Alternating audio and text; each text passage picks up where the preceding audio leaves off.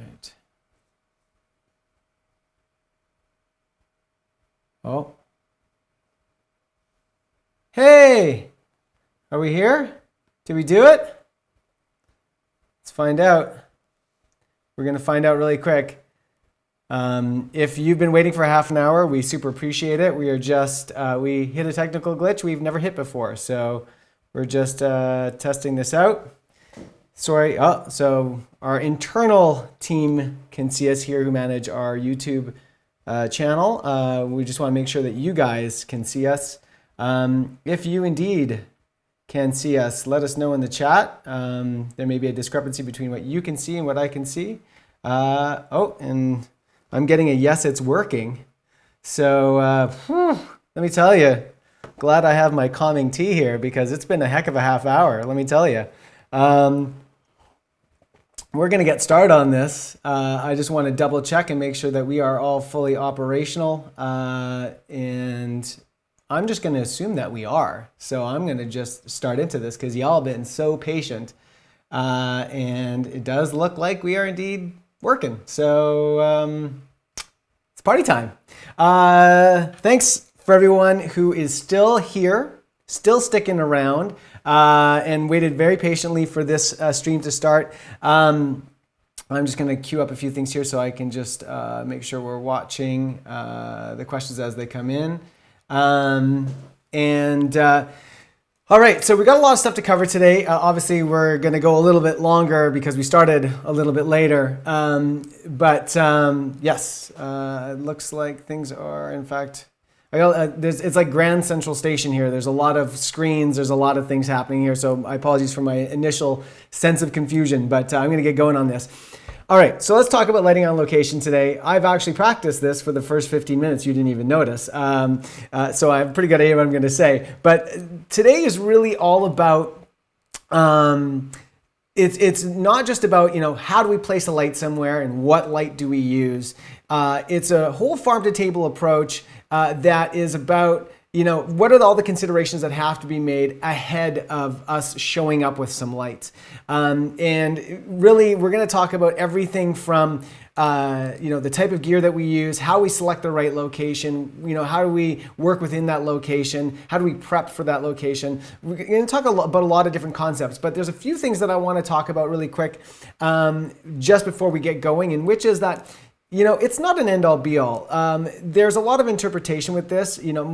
Like myself, or others like myself will have certain proclivities to using certain types of gear or doing things a certain way, a way that they've learned in the past. As a crew member, as a gaffer, as an electrician, I have worked with several DPs, and they all do things a little bit differently, and that's informed how I've learned things. But if they were to say, use this light, you might find another cinematographer suggest that you use a different light. There's no really hard and fast rules here, and fundamentally, at the end of the day, it comes down to experience, and so this is a template for you to drive that experience forward and to start testing and trying things and see what works best for you in which environments. Further to that, the benefit of this being live, not only can you ask questions, but if there are anybody that's joining us for this live stream that has experience in this world, that does something that I don't do, does something differently, I'd love you to contribute that in our chat. Please let us know, and I'll mention it, and we'll talk about that, have a little bit of a dialogue about that. That's the real awesome part about having a live stream. Further to that, I'm going to be talking a lot about gear towards the middle of the live stream, and sort of how we choose what fixtures we use, how we choose what grip gear we use, all these types of things. So, again, it's not this hard and fast rule. If you took my gear list and you applied it to every single job that you do, obviously they would create a whole host of problems. So this is really to give you a sense of like what is available to you in these environments, what tools do you have at your disposal, when to use them, and maybe sometimes when not to use them, right? But ultimately, again, it comes down to experience, right? You're gonna be on sets, you're gonna be shooting your own stuff, and you're gonna find that you could have used one thing, at least with this workshop, you're going to know what that one thing was, so you can be more prepared in the future. And that's really, we're helping you take that first step. And the final thing that I'm going to mention is that when it comes down to the the slides that I'm doing here, it's really going to go by quite quick. As you can see already, I talk pretty quickly,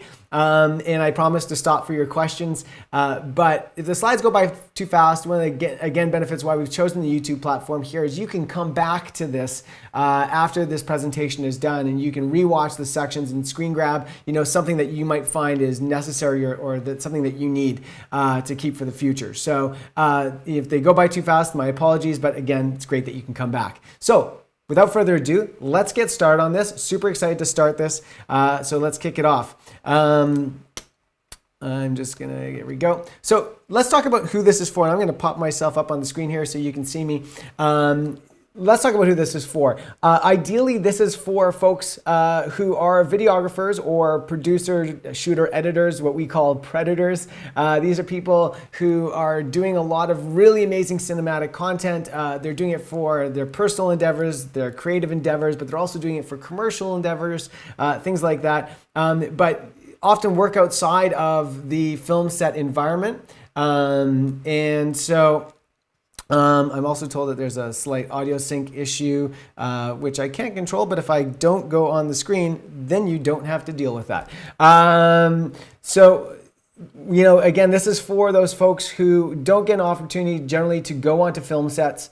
And that's, what, this is for you guys to see what we do on film sets and how you can incorporate that into your own work, whether you're shooting doc projects or personal projects, again, or commercial projects. This is also for those folks out there who maybe are transitioning from this into something like around here, who are looking to become more part of the cinematography community, part of the filmmaking community, whether that's going to mean that you're going to start off as a crew member, either a grip, electric, or you're moving into being a cinematographer yourself. This is just going to give you a sense of what you're in for, what you need to plan for, and what to expect. So if you haven't been on a film set yet and you're super excited to get onto a film set, this is something that you can kind of look for and to know what you're heading into, to be prepared for what you're heading into, and show up on that set and super impress people by knowing all the names of everything, knowing generally where they're used. I think that's going to go a long way to setting that first impression. And if you're a burgeoning, I think is the word I want to use, cinematographer, then this is something that use some of my experience that I've seen that you obviously haven't been on those exact sets. So you might learn some new things as well that you can apply to your own work. And then finally, I think this is actually one of the most important ones, which is for producers and directors looking to understand the cinematic process. I'm just going to cut back to me, even though I know that there's a little bit of an audio sync issue here, and I apologize for that.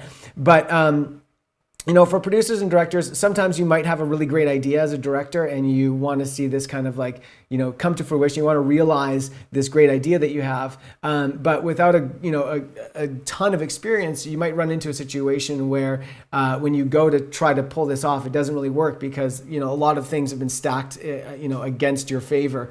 And the real job of a team and of an experienced crew person or experienced producers is knowing, how we can make ideas come to life and how we can remove the barriers for that. So again, this is really about, for these folks here, to be able to understand the cinematic process so that you can plan out better, you can write better stories, you can write better ideas that you can pull off, that is possible. So we are going to move on now. We're going to talk about, these are the things that we're going to chat about today, just so you have an idea of what's in store for this workshop. This is really, we're going to talk about on location defined. It's not always so clear and evident what on location means, but we're also going to take you through the process as well. In terms of like that farm to table approach from day one of, deciding we're going to shoot something all the way right up until, we basically tail lights until we're packing up the equipment truck at the end of the day of the shoot. And we're going to talk about, scouting and the survey. We're going to talk about all the things that you do in prep, how you select the right equipment for your needs, and then what you do in terms of, getting that equipment to set and using it in that environment. What are some of the ways that we can get the best out of that equipment and get the best looking shots possible. And we're going to talk a little bit about some of the tools and the tricks of the trade. I'm going to drink a little bit of my tea before we move on to the next slide. All right, so basically, what is location? It's easy to assume that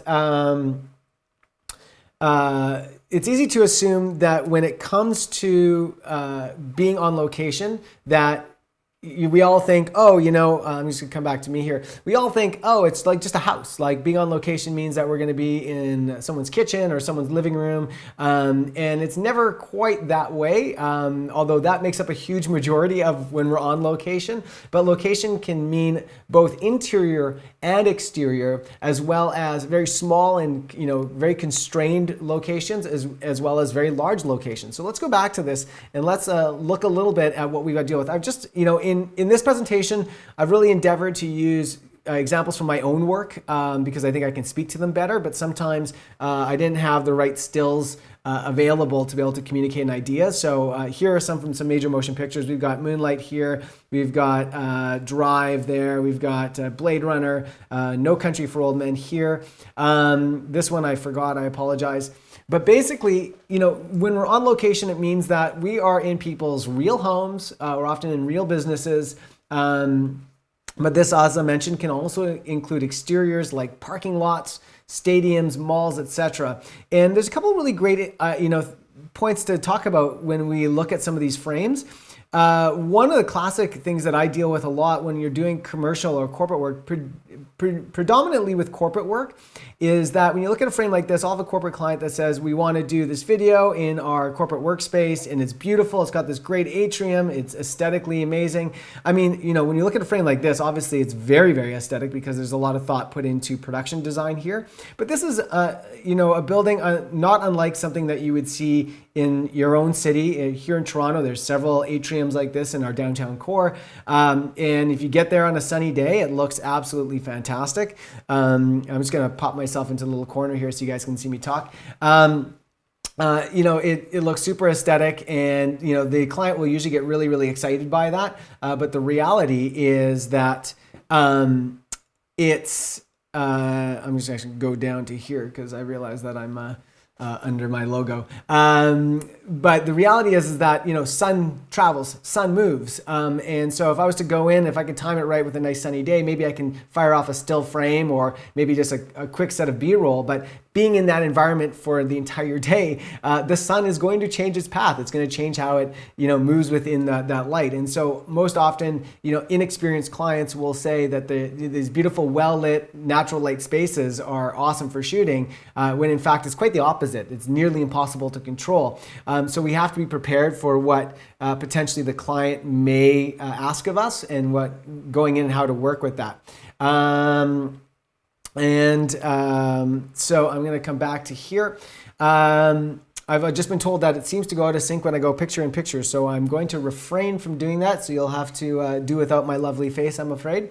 But I will come back to this when we're having more of a dialogue. So coming back to this, again, we're watching out for things like this. When it comes to other environments, we have to consider things like the desert. I've shot in the desert a number of times, and I can tell you it's a very windy and sandy place. And so you have to consider what that environment is going to do to your equipment, what it might have implications in terms of your visual and your audio expectations, things like that. So fundamentally, when it comes down to it, the key things that we're looking for and that we're hedging against or dealing with when it comes to locations is going to be, number one, power. Where are we getting our power from for our lights? Is it going to be home power, house power? Are we going to need to get a generator truck or a generator? Then we're going to have to consider, what space do we have for our equipment? So not just rigging our equipment in the scene itself, but also staging and storing the equipment when we're not using it. We're not always using 100% of what we bring on set, and we need a place to put all of that that's out of the way, that's not in danger, that's not in the shot. Will we have that space? We're looking at noise restriction and interruptions. I know this is about lighting, but a lot of these things apply. You might think that this is a very visually aesthetic location, but if you're under, a flight path near a major airport, it kind of rules that location out if you're trying to record audio. So any other interruptions that you might have to contend with, like traffic, any sort of construction or things like that may change, what you have available to you. Parking, loading, and unloading. This is something that we deal with when we're shooting anywhere in sort of a downtown core of any major city. Is that there's really often places you can't even stop. let alone unload. And in some ways you get around this if you're larger productions. You can definitely get street permits, but even then they're somewhat limited and unwilling to necessarily shut down a whole street for you. So you have to really consider, how am I going to get my gear into this location, in and out of it, and where am I going to park all my production vehicles, and for the crew and the cast and everything like that. We got to consider all of that. And then time limits. Because we're often working in private locations, we are limited with the time we can spend there. So if you are, someone's opening up their home for you, you can't expect to be there for 18 hours necessarily. And so we have to consider that maybe, the owner of the location will give us 12 hours. Well, that's really an hour and a half to load in and set up. That's another hour to tear down if you're lucky. And that really doesn't leave us with very much. That leaves us with about 8 to 9 really good hours at best to be able to get your shots. So we have to consider what our time limits are. And so I'm going to move on here. Now, what is this farm to table process? What does this look like when we're considering how we build our lighting in our plan into a location? Well, the biggest thing, obviously, it starts with the location scout. And there's a bit of a nomenclature confusion here between scout and survey, and that's what I really want to cover in this process here in this slide, which is that when we're dealing with the location scout, if you go to the graphic right down here, this is all just about choosing between your location options. And sorry about that. And so really this is deciding, is this location going to work for you? Now, it's not just about aesthetics. Obviously, there's a lot of things that go into, as we just mentioned, but you might have to sometimes choose the location that is maybe least aesthetic to your original idea and your plan, but allows you some more grace in some of the other areas. A great thing to do when you're on the location scout, if you can, is really have enough people there to be able to actually block a scene out, whether it's yourself doing it or whether you're bringing in some stand-ins or the actual actors if they have time. It's rare for that, but to go into that space, because once you can see the blocking in an area, you can really start to play out in your mind, okay, well, the lights need to be here and I'm going to be able to see all the way back down that hallway. So we're going to have to regressively light down into that hallway and all this sort of stuff. So, just going in the space going, oh yeah, it looks great, and taking a couple stills doesn't necessarily tell you much. You really need to see how the actors or how, where your interview subject's going to sit. All of these types of things are going to factor in whether, this is the location for you or this is the location for you. So once you've said, okay, yeah, we're going to lock down this kind of, this house here. It's our favorite house. We've now locked it in. We've confirmed it with the owner, and now we've got to figure out all the technical stuff that comes into this. So when we're looking at the technical stuff, where there's a bunch of little emojis that I placed in here to kind of give us a sense. We're looking for power, right? And we're going to talk a little bit today about your power options inside of a residence and inside of a business. We're going to talk about parking. Where can you park? We're going to talk about the sun azimuth. How does the sun move throughout the day, and how does that affect the shots that you're trying to get or trying to light for? And sort of what direction do the windows face? Do they face north, south, east, west, that kind of thing? And then we're looking at time. How much time do we have in the location itself? Do we have to build anything? Do we have to add anything to the set? Do we have to fix anything? All these sorts of things around that. Any other sort of investigations that you have to make? And then, is there audio issues? And then, does the date and time work? All that sort of stuff. And then finally, you're going to get to your shoot day right here, where you've got your truck parked out front and you've got your film crew and you're ready to make magic happen. So, moving on. All right, so let's dive just a little bit deeper into each one of these. If you folks get a chance, I encourage you to head over and just Google Studio Binder or search for Studio Binder. They have got a great scout checklist that's free that you can download from their website. And so if you don't have a lot of experience with location scouts or location surveys, this can be a real handy thing because you can't always remember everything all the time. And I highly recommend just utilizing that tool. It's a free tool for you to use. Who should be on the scout?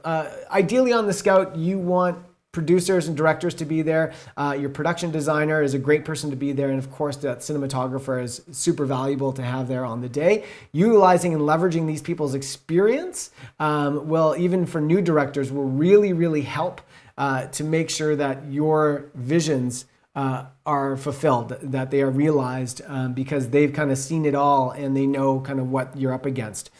There are some key questions that we do ask on the Scout. One of them is, of course, does the location feel right for the story and the characters? And we do a script breakdown a little bit later in this workshop. We're going to talk about how we even decide that. But ultimately, you know, obviously the location from an art direction perspective has to match what you envision for the story. There's a art director and a production designer here in Toronto named Matt Middleton who told me once that the key to really great production design is what can you take away from this space to make it work. So we think of production design about adding all these things all the time. What can we bring in? What props can we bring in? What kind of set dressing can we bring in costumes? But sometimes, you know, a location is, you know, 80% perfect, and all you have to do to drive it to that 100% is actually just removing some things. So, you know, can mirrors be taken off? You know, can tables be moved? That kind of thing. What's in this location that I can move around and remove to make it feel right? This is a big one, of course. Can we afford this? So budget being a super big consideration. And then what are our time restrictions? We talked about this, hard ins and outs. You know, you can be in as early as 8, but you got to be out by midnight, hard out. And then, like I said, we talked about, you know, do we have the space for all of these sort of issues that we're dealing with? And do we have a room, for example, to process our talent, hair, makeup, and wardrobe? You know, are they going to have a dedicated space? That's not just a tiny little bathroom. But speaking of which, do we also have adequate toilet access? If you've got a large crew asking, you know, the homeowner or whatever to say, you know, we've got 20 people on this crew, can they all use this one little bathroom? You know, they'll often say yes, but to kind of plan around that, what your other options might be, and you know what effect the sun is going to have. So a great tool to have is, you know, an app on your phone that will tell you the path of the sun. There's several that do that. So to kind of figure that out and how sun is going to interact with your environment.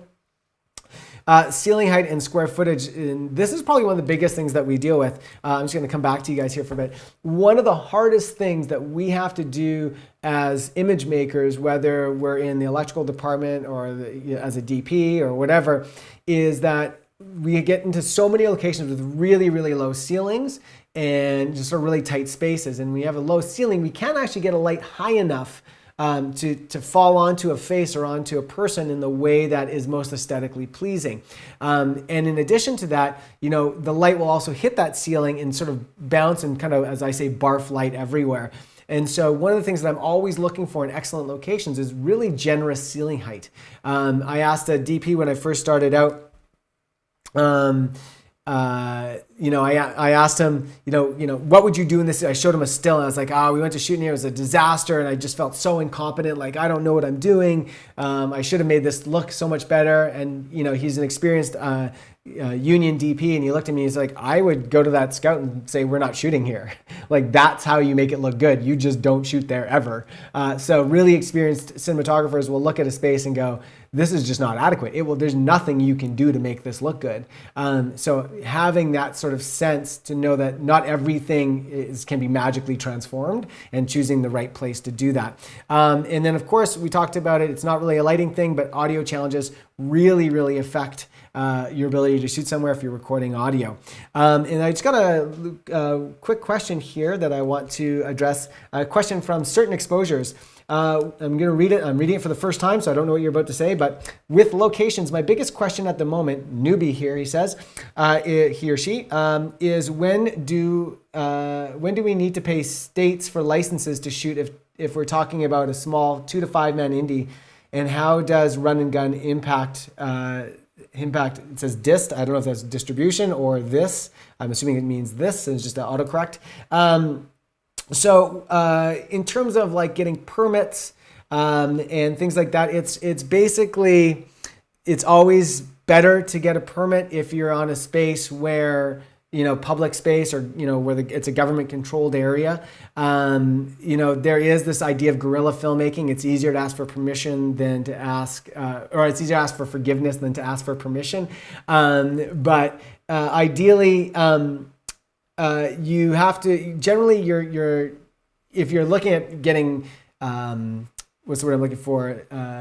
If you're looking at getting permits, that's one thing.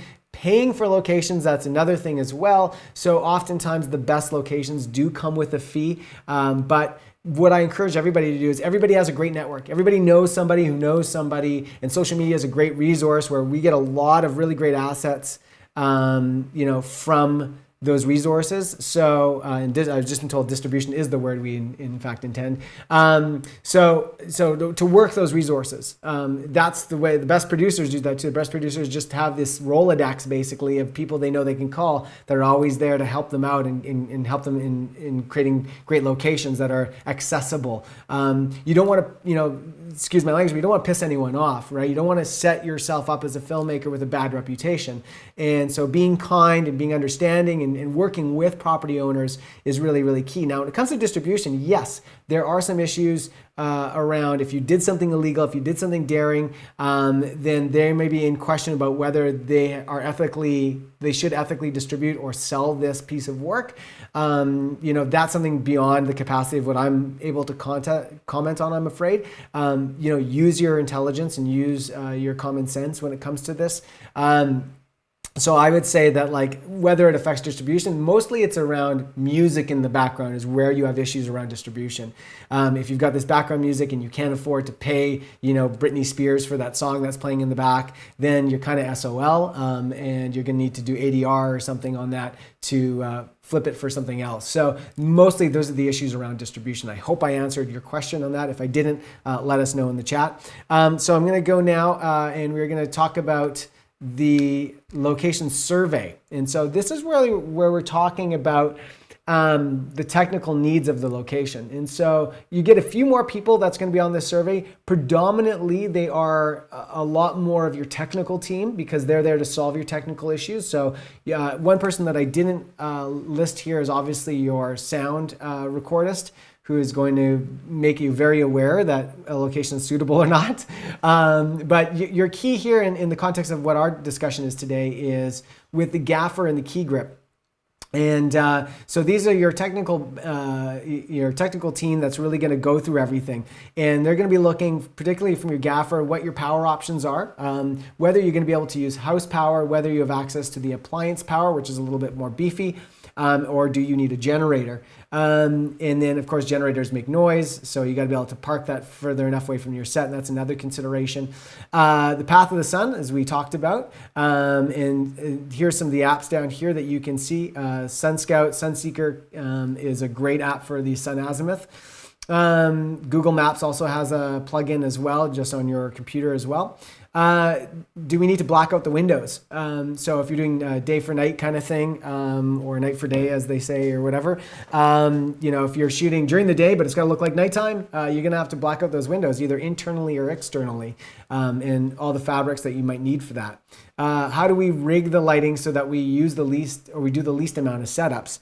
This is super, super key, right? So in union stuff, in big features, they're able to put some really big lights outside of the location, fire them inside just like it's sunlight, and then just bring a little bit of bounce back in just to fill, and maybe just a couple accents within the building. But that really allows for the actors to kind of move around in the space. And so you couple that with a multi-camera shoot, and you can really fire through a lot of pages in a day because you're not having to reposition lights all the time, and you can get a coverage and get in and out of the location really fast.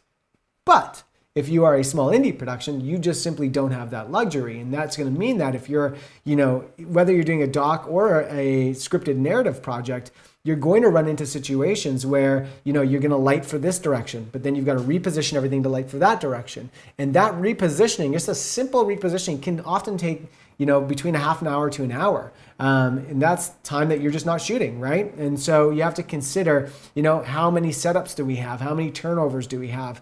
And things like that. And how can we rig it in a way that allows us to minimize those as best possible? So coming back into this, how do we plan the day in the space so that we use the least amount of setups? Now, this is a key thing for me, which is that I've made a lot of mistakes. I continue to make a lot of mistakes. And, I actually just watched a live stream with two British DPs talking for an entire hour about how they really just continue to make the same mistakes over again. And these are really talented and very successful DPs, but they're not immune from errors. And they've actually created a little book about like all the mistakes they've made so they don't try to make the same mistakes again. And one of the mistakes that I've made, many times over is that I just didn't plan my day right. And as a result, it wasn't planned for the most efficient flow in terms of like setups and things like that. And so you end up doing all this work and costing a lot of shooting time, which didn't need to happen. And so again, that's kind of comes from experience and spending time on set and seeing how things are planned out and done. And then it's also just making the mistakes yourself, but you're really looking and, if you're looking at geographically within a location, you're looking at how you can move from this part of the building to that part of the building and then this part of the building. It might seem logical to go in this linear fashion, but based on window aspects, based on a number of things, it might make most sense to start sort of in the center, go here, and then go back there. And that's not a hard and fast rule, but I'm just trying to illustrate that it's not always the most linear logical way. It's not always the fastest way. And so we need to think around that, and sometimes around cast availability. Sometimes cast is only available for half a day, and you've got to have their part first and then you work around that. So especially with kids who you're limited with the amount of time that they can actually be working, that's a key consideration to make. So moving into, where do we stage everything? Where do we park everything? Consider camera movement, in terms of like, is this going to be a handheld project? Are we going to be on some sort of gimbal stabilizer? Do we need to lay down dolly track? All of these types of things are going to really indicate to you whether we can do any of these things, whether, if you want all dolly moves, but you're in this really tight, tiny little home, you're not either going to be able to lay down dolly track, or you might have to look at things like sliders or like linear beds, things like that. Where can Video Village go? If you don't know what that word means, that's basically just the set monitor, and where, if you're in a commercial world, where the clients live, where the director lives in narrative or doc projects, it's just a big set monitor that's away from the set so that you're not really disturbing the set so much. We like to put that kind of far and away so that, especially in a commercial setting, the clients, the agencies can have discussions about whether the shot is working, whether they see anything while the shot is actually happening. And so that kind of creates two different worlds, which is great, two separate worlds. So nobody's disturbing each other. So do you have that space? Will you have that opportunity? Or is it so confined that really Video Village and the active hot set is all in one location? Now, going back to, this is something the gaffer is going to be looking for. Where is the circuit breaker panel? If you do kind of blow a circuit, you want to be able to know where you're going to go and re-switch that. And some things to bring if you're a gaffer, obviously, is to bring some of these tools like Sunseeker, Cadridge, and Artemis is for DPs.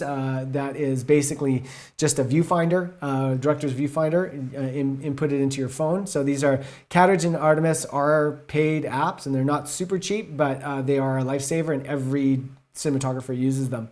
Having measuring tape and a notebook so you can measure out exactly the size of your room. One of the things that I really like to do if I have the time and I can is I make all these measurements and I put it into a notebook, and so that when I get home and I'm prepping everything, I can actually draw diagrams of the entire setup and of all the blocking down to basically the inch. So I'm able to know, yes, we can put this here and we can fit that there. And on the day I can give that to my crew and say, this is what we want. I'm going to go and do something else, or I'll have my crew pre-light the next scene, and they just have sort of that map for them that they can go and do that because I've done all that research work. And then a circuit checker as well, just to make sure that just because you see an outlet doesn't mean it's working, so to be able to check them as well. Okay, so moving on, building your equipment list. I'm going to breeze through this one super quick. But basically, this is your idea that you're going to probably fall as an indie production in any one of these scales. This is on the very, very low end, sort of speaking to our friend Certain Exposures earlier about sort of, I got no real budget here, and you're just kind of beg, borrowing, and stealing, and you're just asking anyone, like, do you have a light I can borrow? Do you have something I can borrow? Do you have a location I can get into? Oftentimes, you're just jamming things into your car or into an Uber, and you're really just working with the path of the sun and maybe any practical lights or hardware store fixtures that you can find. If you've got a little bit of money, typically you're still doing the beg, borrow, and steal thing, but you want to amalgamate all these things that you're getting, and you want to put them into a cargo van. So a rental van is super, super cheap. And we use them a lot. So you just go to like Budget or Hertz or whatever and get yourself a panel van and drive everything into that. And this will get everyone to set, or all the pieces to set in one piece, in one place. And then you can also coordinate with the art department as well if you can use that same vehicle to pick up all their props. Then when you kind of get to small indie, this is somewhere where, you might be out of the price range of, large rental houses. They are maybe more accustomed to bigger clients, taking in a lot more gear, having major production insurance. And this is kind of actually a place where, I'm proud to say that Vistek really fills a void. We have really great insurance options for small productions, so you don't have to go out necessarily and get a year policy for production insurance. That could be very costly, especially when the budget for your production is very small. So if you just need to come in and get a few lights, then you can basically a la carte get that insurance, and you're not paying a lot of unnecessary money and keeping your budget in mind. So sort of like under 2,000 watt sort of products, that kind of thing. Most of what we use in the household, and especially with LED now, super powerful lights that you can get for very little money and just as piecemeal as you need. So we're a great resource for that, and I'm really proud to say that. So yeah, Vistek being some of your better options for when you don't have the money for the production insurance that you would likely be required in the larger production houses. When you're getting into the medium and the larger indie, this is where you're renting a package truck. And if you've never heard that word package truck before, it's also referred to as sort of a 1-ton pickup, like a 1-ton truck, or a 2-ton, or a viral van, as our friends in White's had for a while. This is basically a truck that's already outfitted with all the gear that you're likely going to need. So it's got a whole assortment of lights and grip equipment in it, of disposable materials, bounce boards, everything that you kind of need in one thing. And it comes with a driver. And oftentimes that driver also ends up being a second sort of what we call swing. They're both a grip and electric. They're there to help you in your production. So it's a kind of all-in-one package typically, which is great. And they're often around, like, depending on who you're dealing with and what you're dealing with, around $1,000 a day. So it's a really great value. But they vary in sizes. So depending, as you go up in sort of a 1-ton grip truck, which is not the smaller ones, you're looking at, a couple $1,000s sometimes. This, as I said, will require some production insurance, both, to replace anything that gets damaged, but also as a liability. So if a light falls on somebody or a light explodes, they don't want to be sued for that light exploding, essentially. So that's what that insurance covers, is that third-party liability. And sort of buying this stuff sort of piecemeal can be very expensive. There are DPs in this city, I know, and every other city, that have made a career by just slowly accumulating gear over time. And that gear always travels with them. And that's something that you can do. You can sort of buy stuff as you go, as you can afford to. And before you know it, you've got a closet full, and then you've got a basement full, and then you've got a garage full, and then suddenly you've got a truck full. And then that can start making you money as well. That, if you're on like I said, if you're on a proper production, this is a production that will have insurance. So, any of this stuff is really not an issue, whether it's your own gear or you're renting it from somebody else. And then when we're moving to large indie productions, this is budget dependent, but this is likely where you're going to start to see, those big generator trucks and the techno cranes, days that are just designated for pre-light, to go in and all you're doing is lighting. You're not shooting anything that day. And you need to really understand at this point what your needs are over the scope of the whole production, not just at this one location. And decide whether having 2 or 3 cameras will actually save on days. It might seem like a lot to rent 2 extra cameras, but when you consider that it means 3 days less in production, you're actually saving a ton of money. So you're likely to see 2 or 3 camera shoots with larger indie productions, and then you're seeing much larger light fixtures as well. So we are moving on. All right, so let's get into the nitty gritty about your grip and lighting package. Now this is a BTS shot of something that I shot last year. It's a short film from my friends, the Counterbalance Collective. These are an amazing group of female creators, actors, producers, directors, and I want to give them a big shout out because they do really amazing things. This is a film we shot, a short film called Gone Wild. And so you can sort of see the final frame here, and this is sort of our interior home location in Toronto. And this kind of makes it look like, ideally, if I've done my job right, it looks like this is just natural light that exists in the space, but as you can see, it's nothing. There's nothing further from the truth. We've got a mixed sources here. We've got some LED sources back here and up here. This is actually a tungsten bounced source we're going to talk about. It's a Lico light, or a source 4. We've got a practical source here as well. There's a bounce that you can't see that's happening there that a Fresnel is going into. So there's another tungsten source that you just don't see. So we're going to break down all these different sources and how we use them, and we're going to get further into this scene as well. So first off, we're going to talk about LED lighting. So I'm just going to go back here for a second. We're going to go through each one of these lights one by one and talk about all the different fixtures that it's available to you. I see a question from Organismix, and we're going to get to that in 2 seconds. Actually, maybe I'll get to that right now since we're going into LED lighting and I see that this is what's about. So you are saying, right now I have an Aperture 120D Mark II, which is an amazing light. Both the 120D and the 300 are awesome. And some cheap, weak, small sort of LED panels. What light would you advise to buy next to be ready for interview setups? Well, I'm going to be honest with you. The 120D is an amazing light. It just doesn't have the same power output as a 300D. I own a 300D Mark I, and we're going to actually show that in here if you haven't seen those lights before. And the Mark II is a far better light than the Mark I, just in terms of its overall design, but it gives you a lot more light output. I would actually say, and we're going to talk about them here, is Nanlite is basically taking the industry by storm. Kind of Aperture was the only cats in town for a while, doing what they did with these sort of chip-on-board lights. But Nanlite came in. It's a company that otherwise is known as LED Go, and we're going to talk about the Nanlites as well. I'm actually using Nanlites right now, the Forza 60 kit, to light me. You don't see it here, but I've got a key light, I've got a backlight, I've got a light, kind of bring up the light in this room. I've got a practical behind me here, and then I've got another light as well, sort of adding atmosphere, another LED Go light adding atmosphere to the tungsten side of the room. And the Nanlites are incredibly powerful chip-on-board lights, just like the Aperture lights, but they're actually a little bit less expensive. I don't really see that much of a design difference in terms of quality. And the Nanlites also have a 500 as well, which is super, super powerful. So you might want to look at some of those guys if you're sort of more budget conscious. But I've been on a bunch of jobs as a gaffer actually last year where DPs had the Nanlites.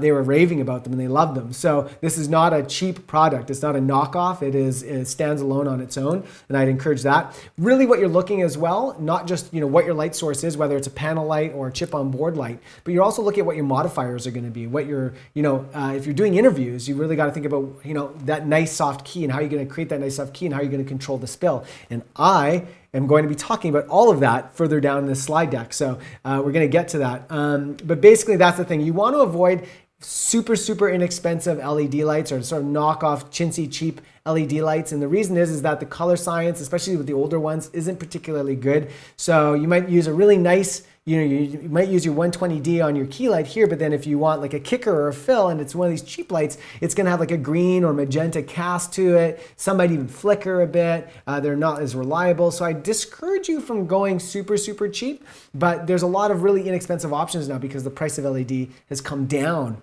generally as a whole. So there's a lot of opportunities, especially within LED Go and Nanlite, to get really amazing products for not a ton of cash. And he's asking specifically about corporate interviews and high key lighting. Well, high key is meaning that, everything in the scene is lit, not evenly, but all well exposed. So there's no real dark areas that fall off into darkness or shadow. Everything is sort of like, think, a beauty commercial or a soap commercial, things like that. That's high key lighting. Comedy is high key lighting. And the challenge that you're going to deal with high key lighting is that you've got to light everything, and that's going to require a lot of light. So depending on the sensitivity of the camera you're using, if you're using like a Sony camera, like an FX9 or an A7S, things like that are really, really great in low light, then you don't need as strong of lights, but you're just probably going to need a few of them. So I wouldn't necessarily say that the scene that you're looking at here is necessarily high key, although if I ramped up my exposure on my camera and then brought my lights down to sort of suit, it would look a little bit more high key. And so, you know, the camera plays an important role in that process about, you know, how much you can get out of your lights. But fundamentally, for high key environments, you need to flood the room with light. And that's often going to require a lot of different lights, because you've got to have a, you know, one light's going to be flooding one part of the room and one another part of the room. And then you still want some dynamicism within your image. You want some, you know, three-dimensionality. So you got to figure out how you control all those light levels individually. So, you know, again, the 4-60 package is an amazing package that I've been using solely during this confinement period for every little thing that I shoot within my home, and I really love them. And they're a great way, but they do, because they are 60-watt LED fixture, they do require that you have a slightly more sensitive camera, because they don't have the same output that you might expect from a 120D or a 300D or things like that. So I hope I answered that, but typically with high key, you just need lots of lights, especially it's not a single key, often it's double key, right? You're evenly lighting somebody, so you need 2 lights minimally, and then the lights for your background, then a light for your backdrop. So, you know, that's like 2, 3, 4, 5, you know, probably you're looking at, you know, 5 to 7 to 8 lights for a high key situation, depending on the location. It's all dependent on the location. You can use more or less depending on what you're after. So I'm going to move on. Hopefully that answered your question. Thanks for asking that. Okay, so getting into LED, this is what I was just talking about, and that's why I decided to answer the question right now. The advantage of the LED lighting right now, oops, you're not seeing this, there you go, is that it's lightweight. They're super, super light. They don't generate a ton of heat. They are often bicolor now, which means that you don't need to use gels, which also kill your light level as well if you're, you know, putting a tungsten or a daylight gel on something. Or they're RGB, which means you can do a ton of really great styling. You can add a lot of light color to your scene, like reds, blues, basically any color that you want. And they're mostly very, very affordable. I mean, if we were looking at you know, back in the day, you know, even 10 years ago, before LED really came to its own, if you wanted really powerful daylight bound sources, you were looking at HMIs, like Joker, like K5600 Jokers, or RE lights, you know, some like their M18s and M8s and their D line of HMI lights, and these are incredibly expensive. Just, you know, by contrast, like they were, you know, you're looking at minimally, you know, $5,000 to $8,000 up to like $10,000 to $20,000 for just one light fixture. You can get a lot of that now for like a third to a quarter of the price, if not more. Not more of a savings. So they've really, really come down in terms of affordability. Yes, like a Nanlite 600 is probably going to cost you around, I'd say close to $3,000, in and around there. I don't remember the exact price, 300 or the 500. But you know, when you look at the light output of that compared to what your HMI equivalent is, it's like pennies. Compared to it. So it's really, really amazing and affordable now. And that opens up the democratization of our creativity.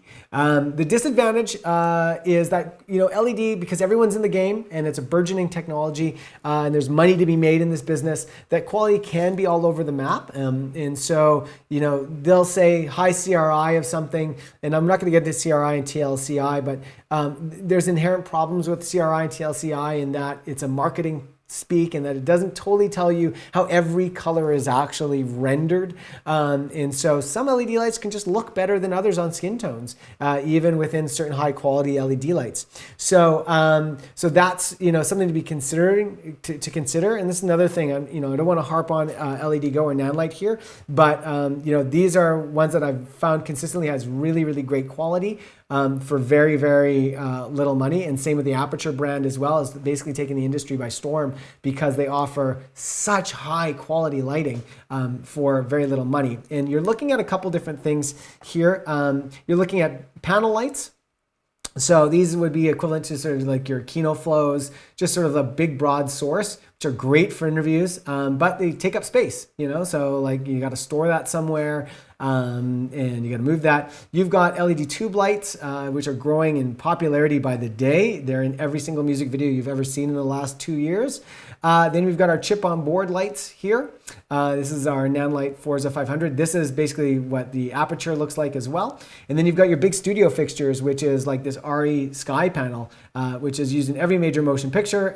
But even though they're studio fixtures, we do bring them on set with us a lot, on location a lot. They're really powerful, really, really handy, but really expensive because they are tried and true workhorses. So let's break this down. These are chip on board lights, COBs. I wish I brought my my aperture light out to show you guys, but basically you can kind of see it. If I go back here, you can see that chip right there, and it's like thousands of other little LED chips, and that's what we call our COB, our chip on board. That just kind of replaces a filament that you would typically have in another type of light. And then you can add modifiers to these. So you've got a dish, reflector dish, which is a real big part of the power of that light. And then we can add Fresnels to it to really shape that light and make it a little bit more of a focused beam. And then if we want to focus it even more, we can get these episoidal attachments, which are basically theater spotlights. And we're going to talk about how we use those. Super, super handy in film if you can get a handle on these guys. And so these are sort of your two major brands, the Nanlite Forza. And it comes in, as I mentioned, what's lighting me is the 60. We've got the 300 and the 500. And aperture comes with the 120D, 300D, and the 300X, which is their new bicolor light that just got launched last week, which is an amazing light. Now offers both daylight and tungsten, where the rest of these are just pure daylight balanced. This is just sort of an example of how these use. This is not my frame. This is from Nanlite. I stole it from them, but you can kind of see here's a Forza, either 3 or 500. There is I can't really tell what that is, but it's not, I don't know if it's a 60. Maybe that's a 60. Looks like it's on a really light stand. It's kind of hard to tell. It's far away. It could be a 300. But you can kind of just see how they've employed these here. They've got, a nice softbox on this guy, but then they've got the dishes on this, and then it looks like a dish on that one as well with a bit of a cider. Here's a shot from a fashion commercial, fashion spot I did earlier this year, where we had a big frame, bounce frame, and then I had a 500 bouncing onto the frame. From the same spot, we were able to put in a modifier, a beauty dish. So we can get very similar to that beauty lighting that you get with photo strobes. Same modifier. It's a Bowens mount modifier. I got a grid in there, so it really focuses it in. So one of the awesome advantages with all of these lights is that basically there's just about any modifier you need for it. You can have a big softbox. You can have a pancake. You can have a dish. You can have all types of dishes. You can have Fresnels. You can have episoidal. Anything you want to modify the light, you can have with these lights, which is really, really incredible. The amount of versatility. Oh, in fact, if you go back to this, you can actually see there's my aperture 300D paired with this guy, both having the Fresnel. I just don't have the barn doors on that Fresnel at the point, but they're both got their Fresnels on, pounding into this, giving us a nice soft key for our model. Moving on. These are our panel lights. This is, again, from LED Go. These are the versatiles. So what you're actually seeing is an individual tile, and I'm going to show a great example of this in a second, but a tile looks very similar to this Westcott Flex light. And LED Go has these frames that they can go in, and you can basically do a 1-up frame, you can do a 2-up frame, and then you can do a 4-up frame. And then this 4-up frame is really awesome because it's sort of collapsible. So you really just need to buy this one frame, and then it sort of collapses into a long 2 or a wide 2, and then up to a 4. And so you just take a single kit, comes with 2 of these panels. You put one kit there, or you can have 2 lights.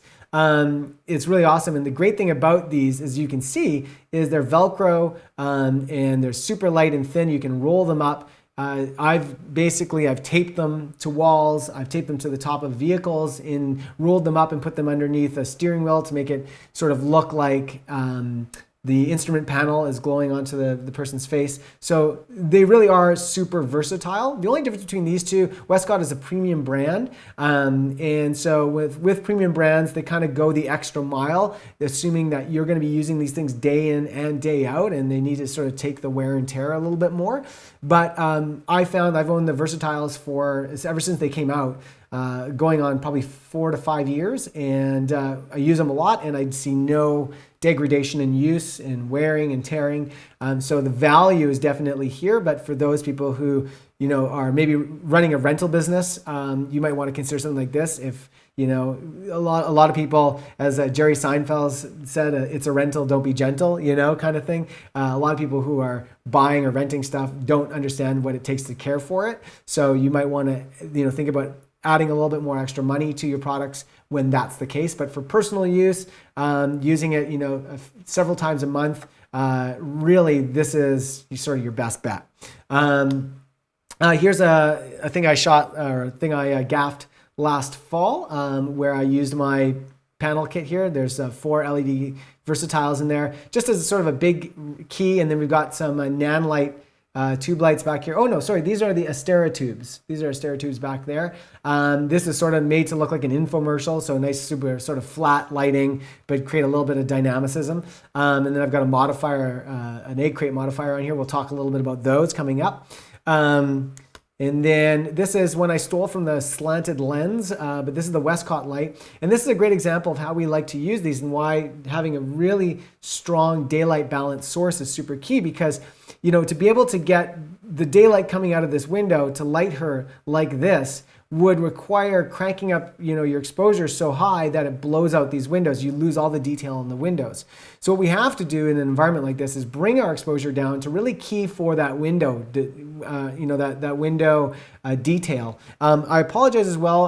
I know that the detail that you guys see on your screen is not what I see on my monitor. It's a little bit more high contrast. So I apologize for that. But basically, you can see in this inset here how just their BTS photos blowing out the window, and it would look even worse than that if they were trying to key her from that window light. So by bringing that down and bringing this in, it really gives you the illusion that you're getting this nice super soft key, but you're keeping the exposure on the windows in check, and that's what makes it cinematic. Cinematic really at the end of the day comes down to the fact that nothing is crushed to total black and nothing is overexposed and blowing out in any of the highlights. Nothing except for maybe specular highlights and things like that. So moving on, here's a couple great examples of LED lights. Being that they're so light, some of the great things we can do with them, we can put these super light lights out on a boom, and because they're RGB, we can do a lot of really cool lighting features with them, and so we can kind of get all of our equipment out of the way of the shot. And just offer some really nice creativity.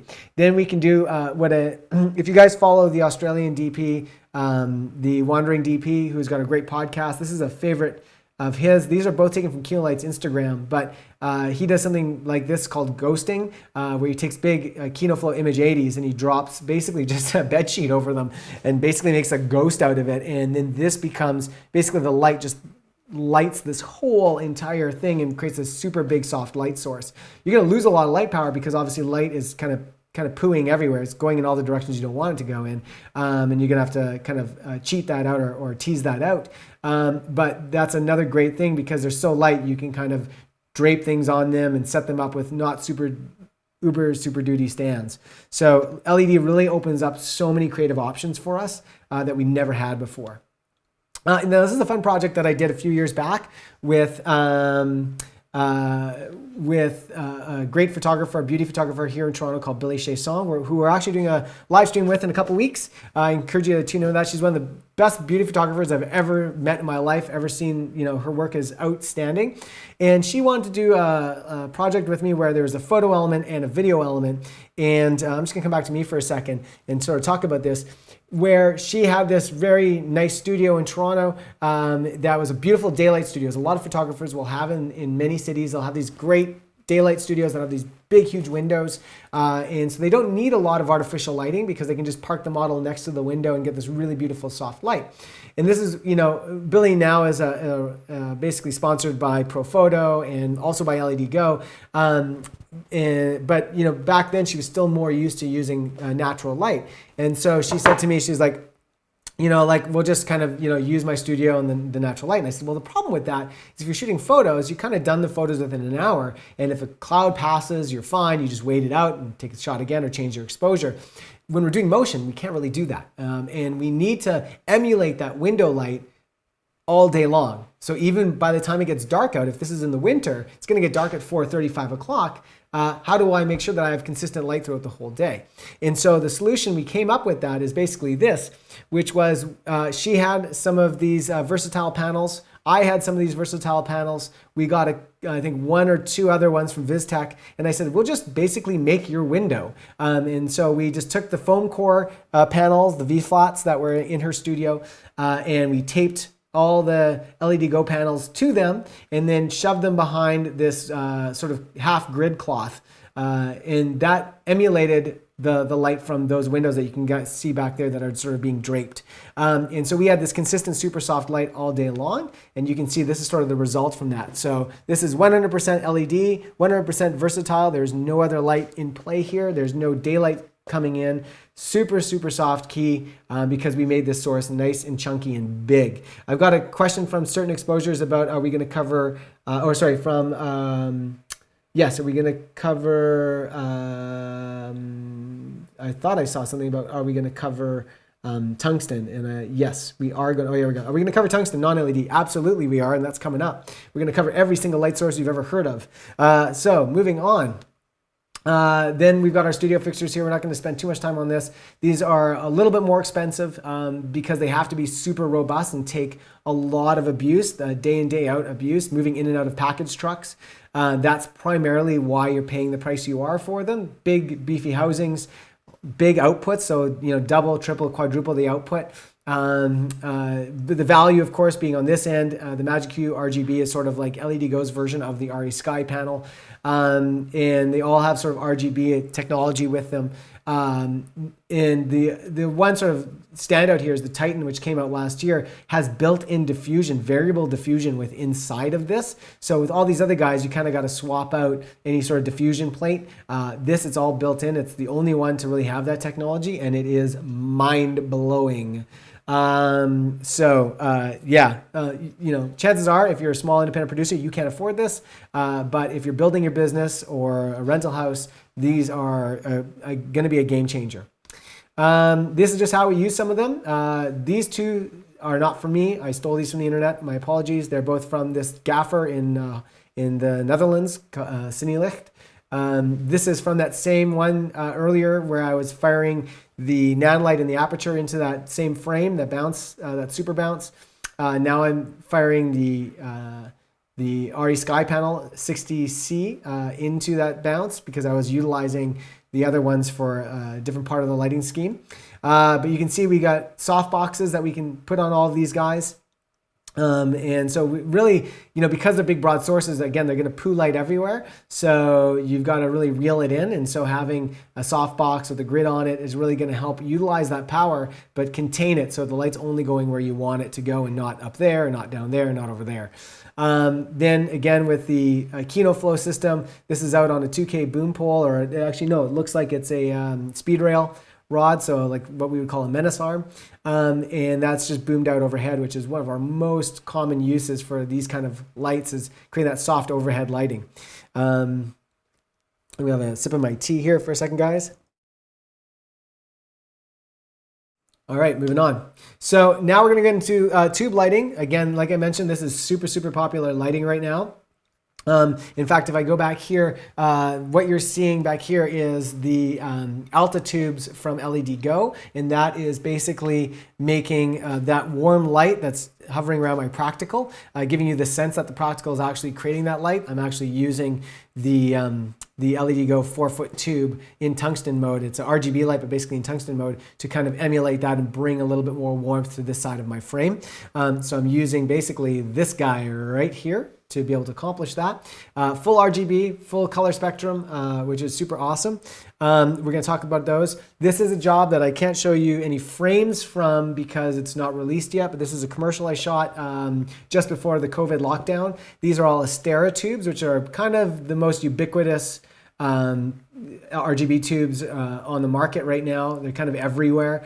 They are the premium one. They are the most expensive, but they're the most sort of known. And this is just a picture of my girlfriend when she came and visited me on set. I just took a photo of her in the space because this is basically how the final frame looked. So here we're using it essentially just decoratively. and where they're used mostly now is from a decorative perspective. And then above her is a sky panel that has a sort of a complementary color, and we just played with different complements. My colleague Woody says, we can't see the lighting you're referring to. And that's the point. You're not supposed to see the lighting I'm referring to. You're supposed to see the effect of the lighting I'm referring to. So you won't be able to see the actual fixtures. And if you can't see the effect, because it's subtle, and that's what I'm hoping, is that you're seeing the subtleness of it, that it doesn't stand out. The key to lighting a location is making subtle lighting choices, not sort of on the nose or hitting you over the head with, so that it doesn't distract you. Because you should be looking at me and not at my lighting back there, right? Okay, so moving on. Now, this is another job I did. I think this was last year. This is a Canadian icon of rock music, Tom Cochrane. He released an acoustic album that was sort of all his greatest hits. So we went to a studio in Toronto here, and I used, now this is from Nanlite. These are Pavo tubes. It's very similar to the LED Go Alta tubes, except these are battery powered. So we don't necessarily have to have these plugged in. They're not as powerful as the Alta tubes, but again, these were decorative. And so the key with these, of course, is I have to dim them really, really far down just so that they actually render red. And even then you can see they're sort of blowing out a little bit there. And because they're rendered so low down in terms of their power output, I needed to have a KinoFlow Select Freestyle up here that actually hit his back with a red light. So to basically trick your brain into thinking that this was actually lighting him, which in fact it would never be able to do because the light level was so low. And then his key light is coming from my Versatiles. That 4x Versatile kit, that's where this key light is. And that's it. We've only got 3 lights. So you can see that Versatile off camera, these Nan lights as decorative, and then the KinoFlow Freestyle LED. Moving on. These are sort of the 4 big ones in the industry right now. These are the ones you're going to see. There may be some other ones out there. I don't know of them. If you know of them, you're welcome to mention that. But this is what you're going to see more than anything. So we've got, like I mentioned, the Alta tubes and the Pavo. The Pavo is battery powered. The Alta tube is super powerful. You can basically drive over it with a car. They found that out by accident when at LED Go. They accidentally drove over it and it was 100% fine. So super beefy, but it does require AC power unless you have another AC power generating source, because it does take DC power. So if you have a DC power generator, you are able to utilize that. But it effectively needs to be plugged in. There will be a cable coming out of it at some point. Same with the KinoFlow Freestyle. I believe these are also just AC powered as well. And then the Astera Pixel tube. There's one other brand that's escaping me right now that you'll see, and I can't believe I forgot the name of them. I didn't put them here because they don't really have, I don't think they have any RGB, but they were the first ones out the gate. But anyways, Astera Pixel tube is what you're going to see. Battery powered. They tend to last about 8 to 20 hours, depending on the model that you get and how the settings that it's on in their battery power. Super low profile as well. So they just have these little caps on them. So they're very slender and very light. Then, we talk about these LED lighting being very compact and quick to rig. So here's that short film that we shot, the Gone Wild. And we needed to have a light up in this area to give them that sort of far side key or that upstage key. And basically, the challenge, of course, is it's so close to the wall and they're so close to the wall. How am I going to light them without lighting this wall? And the minute you light that wall, you lose that depth and it just destroys the image. And so one of the great things is we're able to use this Alta tube here. And Alta tubes or you can buy these modifiers with them. They're little barn doors and then a grid that goes inside. And so we've got this nice soft single, light tube that creates a nice soft key, but also is able to tease off that back wall so it only goes where I want it to go. With a 2-shot like this, they're probably a little too contrasty for close-up or like a sort of a straight-on shot or 3/4. But for a 2-shot, they're plenty soft enough so that you get that sort of cutout. And it's so light that all we had to do is take a grip arm and a Cardellini clamp and clamp it to the top of this door. And that's all what's holding it up. So it went up within about 2 minutes. So I was, humming and hawing, looking at this area going, how am I going to light this? And I said to my gaffer, my key grip, I'm like, I need this light up there. And then it was up within like 2 minutes. So a really amazing way that we can, there's no stands, There's no big source that's going to take up a ton of room. It's super slender, and that's one of the great ways that we use these lights. I want to also give a shout out as well to my gaffer Daniel and my key grip Artur, who are such a big part of helping make these films that I did with them look so great. This is now a close-up on our actor here, and using the same light but just modifying it a little bit. So I've got the 2-foot altitude right here with a little bit more of added diffusion on it, just to kind of soften it a bit more. And then we wrapped some diffusion. Basically, this is, I think, a full grid cloth. We just taped. You can see the tape right there. Full grid cloth just wrapped around it to make the source even larger, because now I didn't have to worry about the fill. You can see that spill. You can see it spilling on. Now you can see all that, this light kind of shadowing onto here, and then this kind of spilling everywhere and softening it out here. We're not looking here, so it doesn't matter. We're only looking at him, this gentleman here, who's going to be in the doorway where our PA is. And you can see there's the light in his eye, there's the catch light, and it's giving him this super soft key. And then this is meant for you, the specular highlight here and all this is meant for you to think that this is a light that's coming from the back in the other room. And in fact, it's just this guy right overhead over here. So, so again, it's all about that illusion, but just kind of really fast lights to put up, super quick to modify, and they don't take a lot of space. And so that really makes all the difference when you're moving quick. Another point I like to make is what made this location really good actually was the ceilings were so high. A typical ceiling might be around here, but this gave us an extra 3 feet, which was absolutely fantastic. What is this lensed with? Certain exposure asked. So the lensing that I used on this one, because we're moving really fast, I didn't use any primes. I was using the Sigma Cine zoom set. So I think it's like a 24 to 18 to something, and then a 70 to kind of 200 range. It escapes me right now, but it's a 2-lens set. I want to reduce the amount of times we're doing lens swaps. So that's why I went with the Cine, and this was all shot on the I'm just going to go back to this. This was all shot on the Canon C300 Mark II as well. Going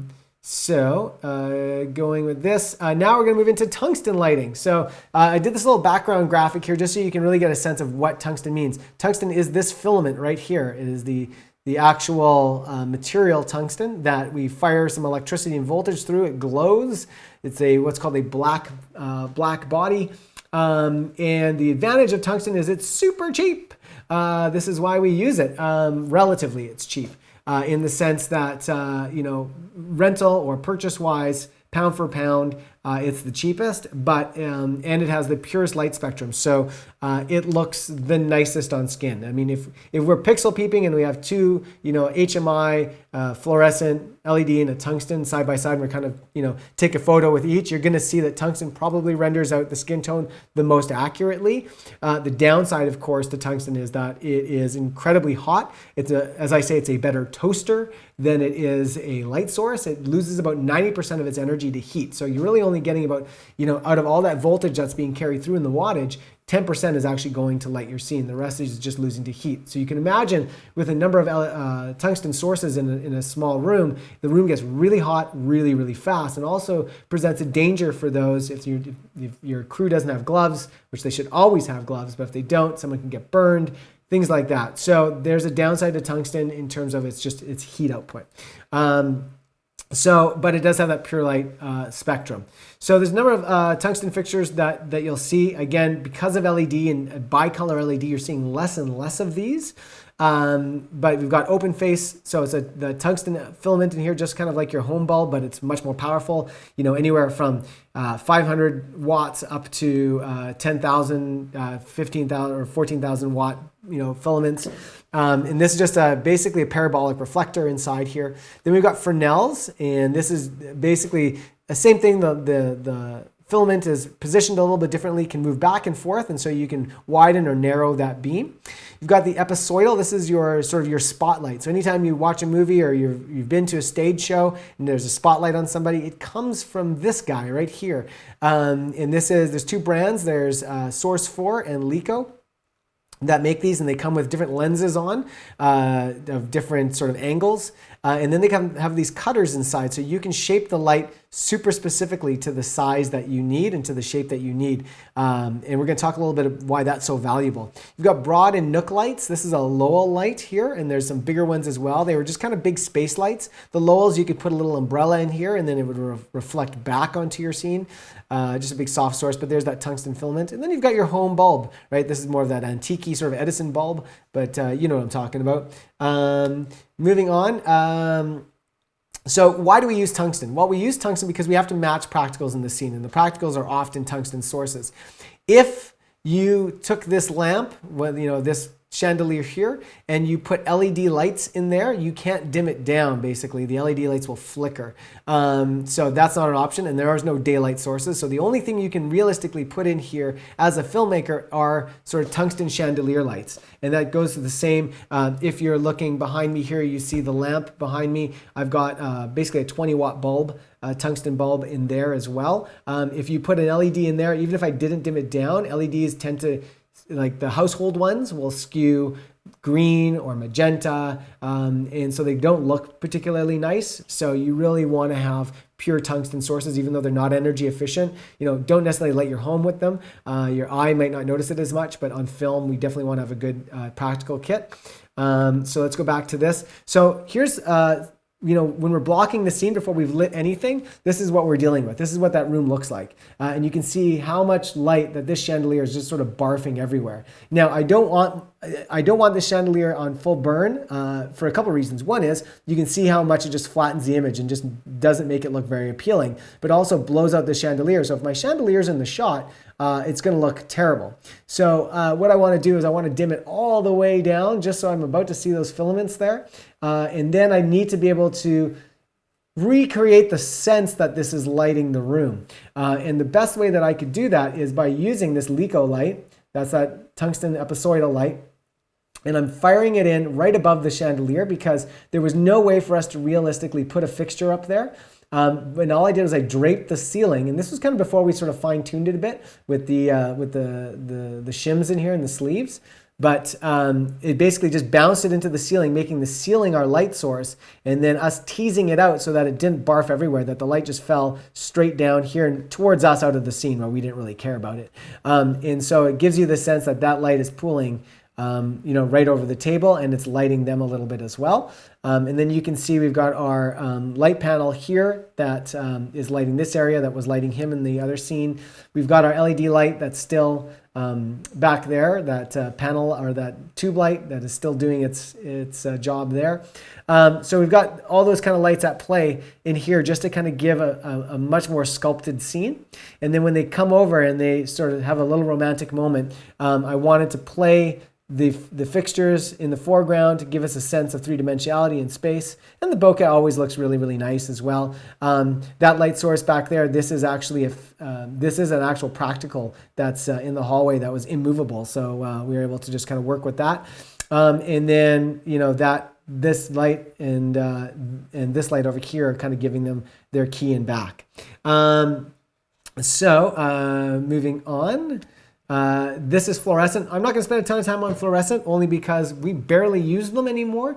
You know, LED has fully replaced them to the point that KinoFlow, the brand manufacturer of all of these, has discontinued or no longer will be making these fluorescent fixtures anymore. I think they'll still likely be making the bulbs because there's, you know, people that are still using the fixtures that will need to replace the bulbs. They'll likely make those for a very long time to come, but the fixtures themselves are being discontinued. But these were our LED lights before LED lighting existed. They were lightweight.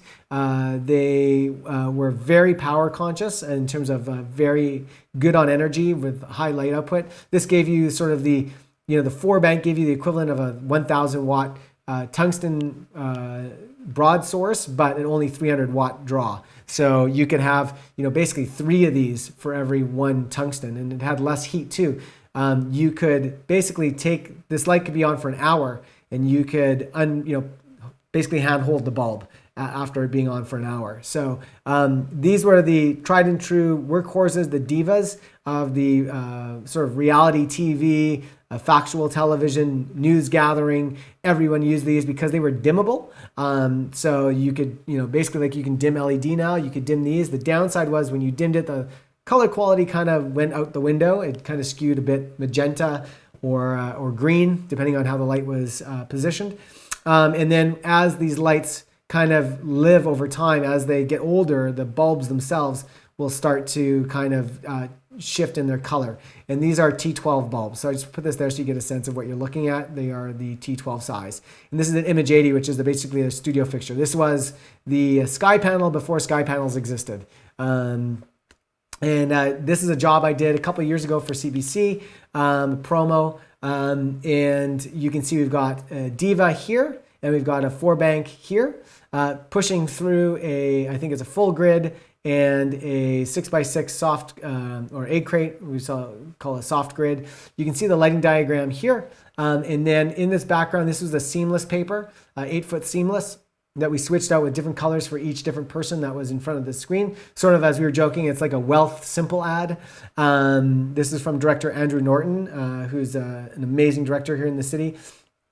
And basically what I actually had, even though I show that this is a Kino lighting these back here, this is the reason why we use Kinos, because they were such a sort of broad light source that we can evenly light backdrops, whether it's a green screen or a colored backdrop, we can evenly light it. So that's why we use them. But we only had basically these two Kino Flow 4-banks. And so I had to use my LED Go 4-panel light to basically do the other side, and you can't tell the difference. It's basically unable to tell by the human eye the difference. And I was able to use a light meter to basically, without even looking at false color, to get them to be super even right across the board. So, you're going to see, I'm mentioning these because they still exist. They're still on so many rental trucks. They are workhorses of the industry. You're going to see them, know how to use them. The bulbs, if I go back, the bulbs here are actually coated with plastic. So if you break it, it just kind of like shatters inside the plastic. So I don't encourage roughhousing with these, but you can be a lot more rough with them than you think you can.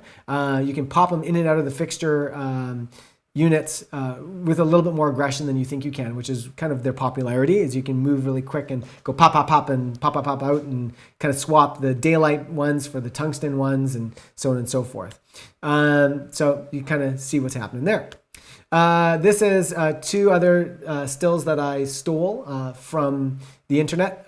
This is your soft top light sort of idea. This is, again, Kino Flows with a little bit of black wrap, just dealing with some of the spill and some teasing out there, I think with some Duvetine likely.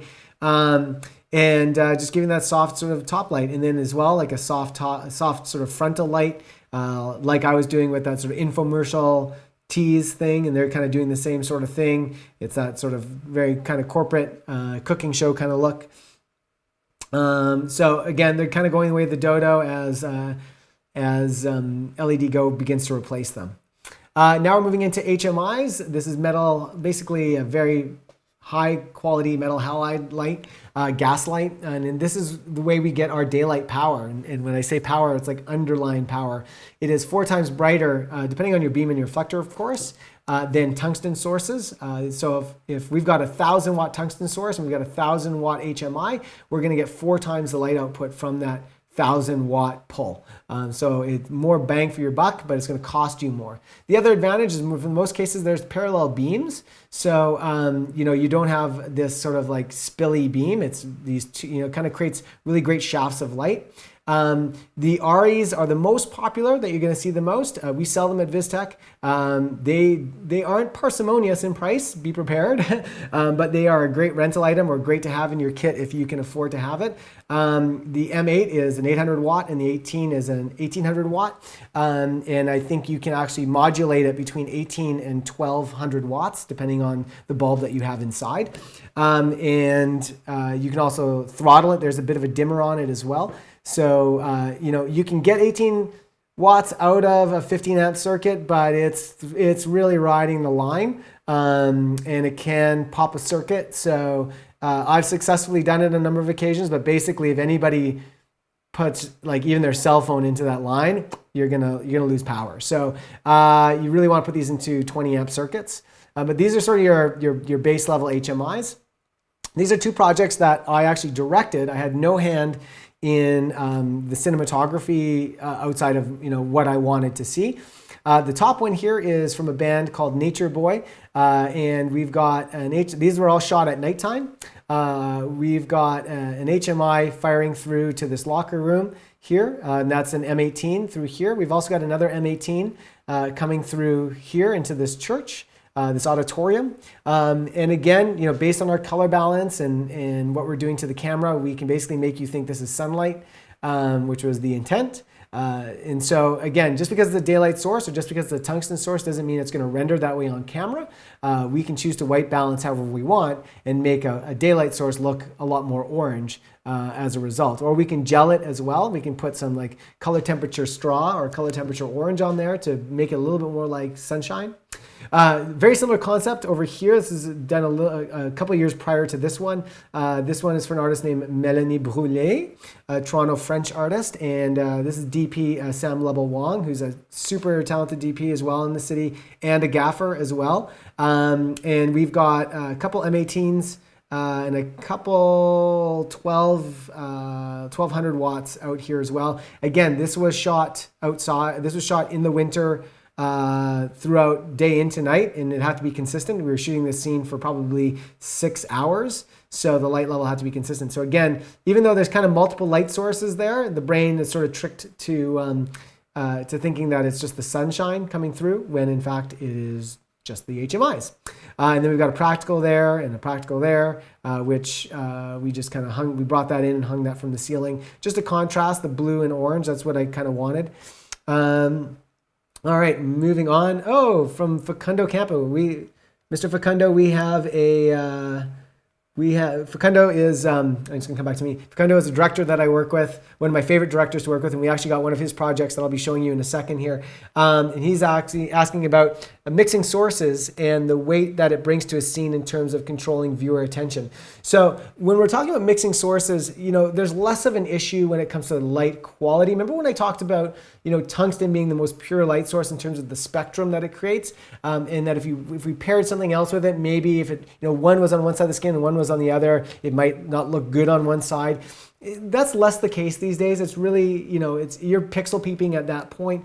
But for the most part, really what we're dealing with is color temperature, and how color temperature plays with our scene and our art direction. So when we go back to this, there's two things that's happening here. One is that nothing in this scene is any color other than effectively blue or orange. We've got some purples that sort of render. Our blues are rendering a little bit more to the magenta side. And you can see that our oranges are rendering a little bit more to the green tint as well. But even in the art direction, blue, orange, or white, or it's a neutral color, or it's like a beige color. We try to just basically first establish the color scheme in our art direction, and then we're following through with that through our lighting direction to create that three-dimensionality. So we've got tungsten practicals, and we're backing that up with a daylight source to give that sort of cool shadow, cool backlight. It's warmed up a little bit so that it does look a little bit more like sun, but like not sunset, like noonday sun, or like 2 o'clock in the afternoon sun is what we're after. So when we're mixing light sources, we're intentionally trying to drive the narrative, and we're trying to drive the emotion of the scene in tandem with the art direction. I had made a couple big mistakes early on in my career, just doing some personal projects and doc projects, where I would have sort of like someone would be by a stove, and you'd have like this tungsten lamp in the stove, and then they're kind of close to the window, so you'd feel the window here, and it just looked really bad. Like it was about like this orange light here, and then the blue light there, and even though depending on what I set my camera color temperature to, I couldn't win. Like it just looked bad either way. Sometimes that works really well.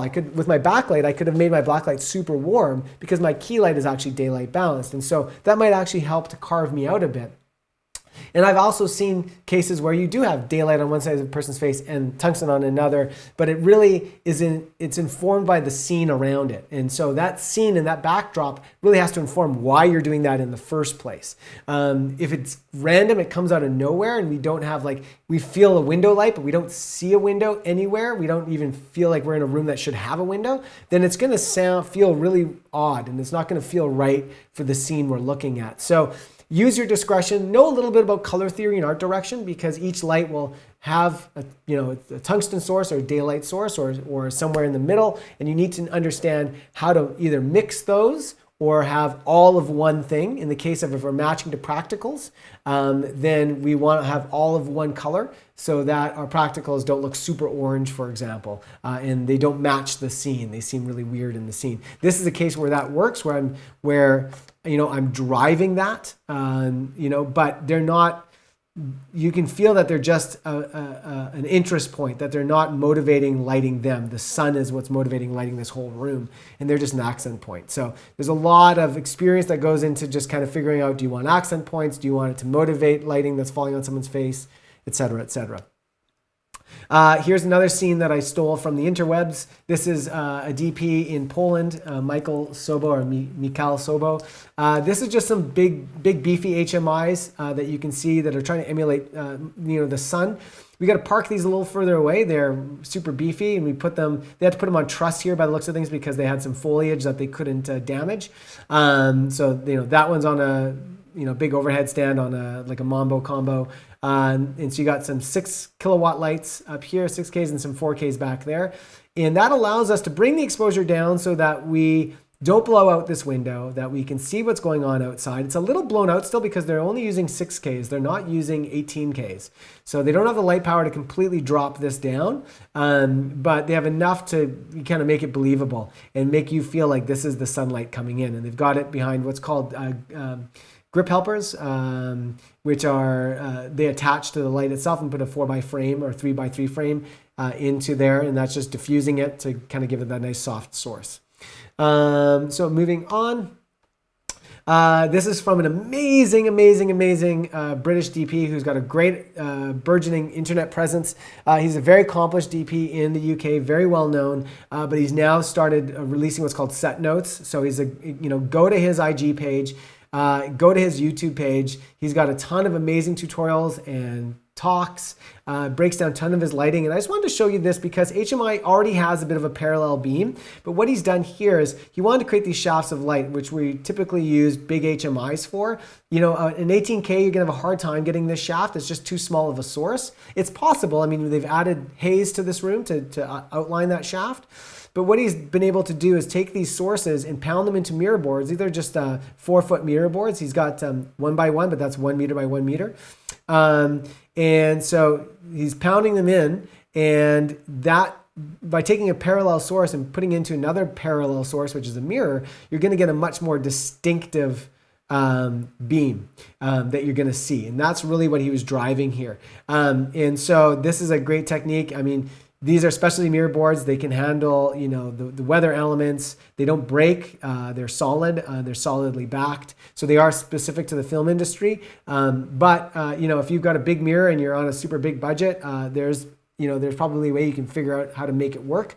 But it does kind of need to be square too. So, having that bedroom mirror that is sort of rectangular is not going to cut the mustard. So it's a bit of a specialty item, but it does help make a much more parallel beam.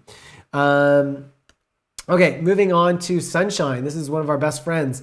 Sunshine is free, and it is the most powerful thing we have, to our advantage. The disadvantage, of course, as I mentioned at the start of the conversation, the start of the talk, is it never stays in one spot. It moves. So it's not particularly reliable unless you're in Los Angeles. There's no secret. That's why Hollywood, Hollywood originally started because the tax incentives and not just the tax incentives, but the censorship around laws that were happening in New York. The film industry in America started originally in New York City, but because of a number of political things that were happening, they moved over to LA. And they also found too, the benefit of being in LA is it's sunny 90% of the time. So if you're trying to plan out your shoot, you can pretty much, bank that the sun is going to be there every day. There's not going to be clouds. it's just super reliable. In Toronto, it's the opposite case. It's so difficult to find reliable days. As you guys know, it's raining out right now. Tomorrow's going to be sunny. In the summertime, when we're shooting outside, we get these afternoon buildups from Lake Ontario that build up. It starts off really sunny, but then by 4 o'clock we get a thunderstorm. So it's not something that you can particularly rely upon, and you have to plan around weather and the path of the sun.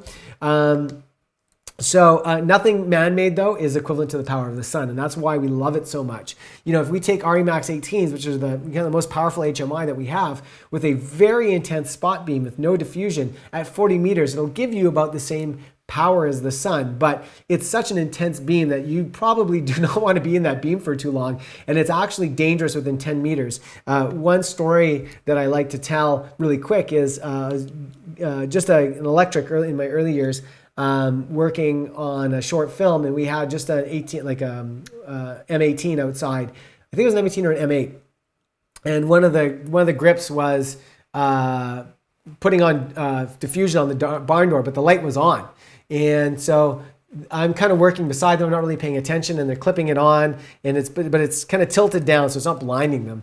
And all of a sudden, I can just see that there's smoke coming up. And I look, I'm like, yo, dude, your jacket. And their jacket was just starting to like burst into flames. Like it was just melting and turning on fire. I was like, get away, get away.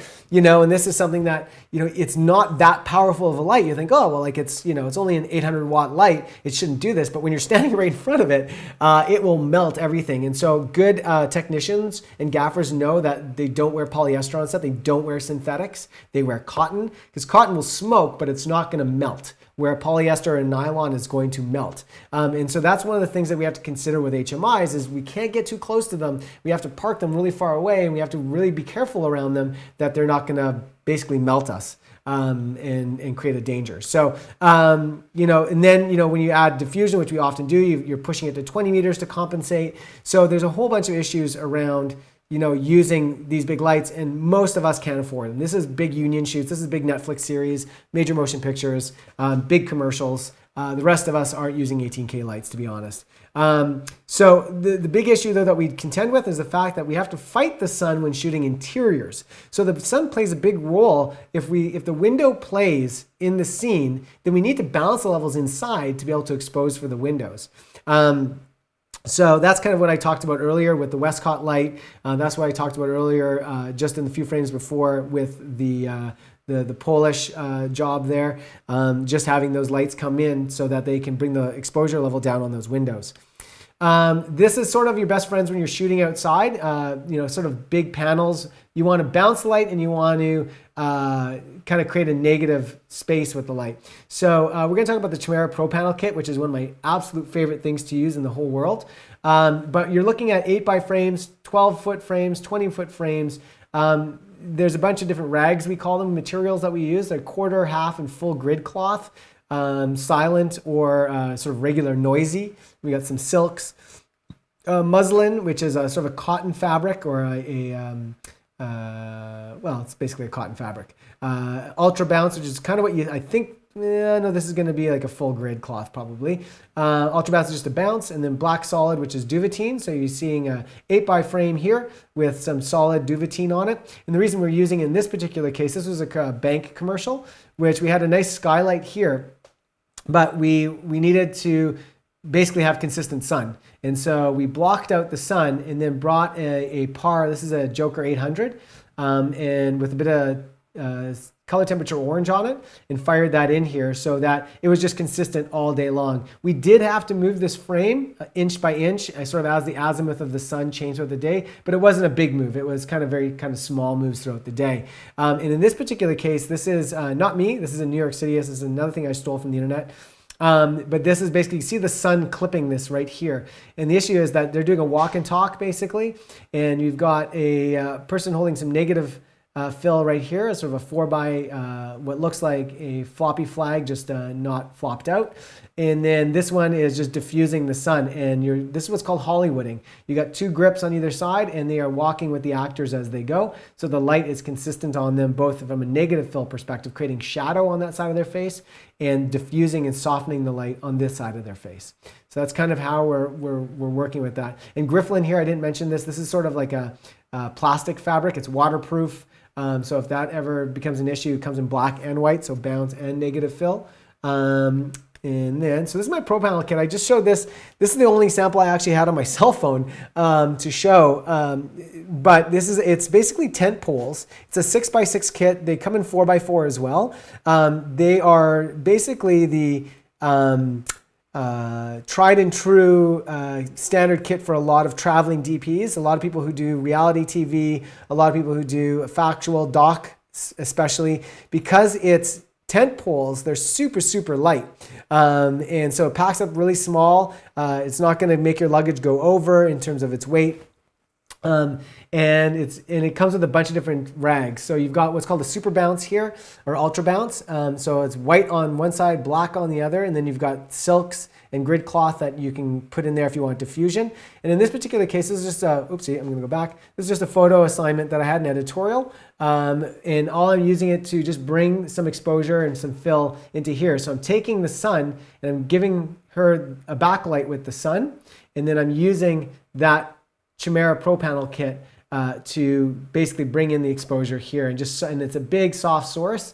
So it's all I'm using is the sun to our advantage here. What you really want to avoid ultimately at the end of the day is you want to avoid anything that will create what's called the sandwich light. So you don't want the sun on their face here, and then sort of like here, and then having this light, or having this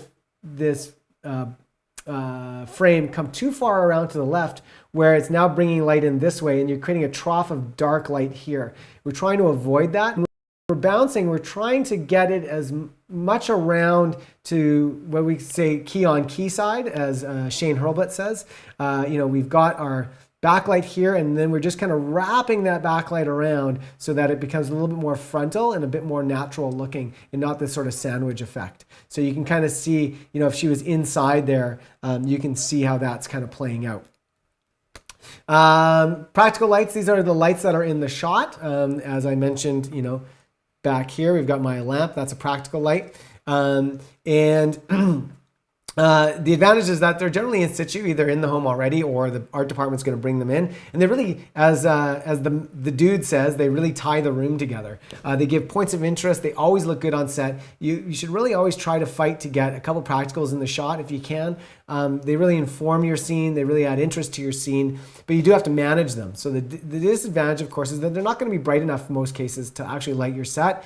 There are, of course, many exceptions to that nowadays, with really fast glass, with really high ISO performing cameras. You can get somebody really close to that light. The downside, of course, is it's really hard to get the light at a level that it looks aesthetic and also gives enough light power to the person that you're lighting.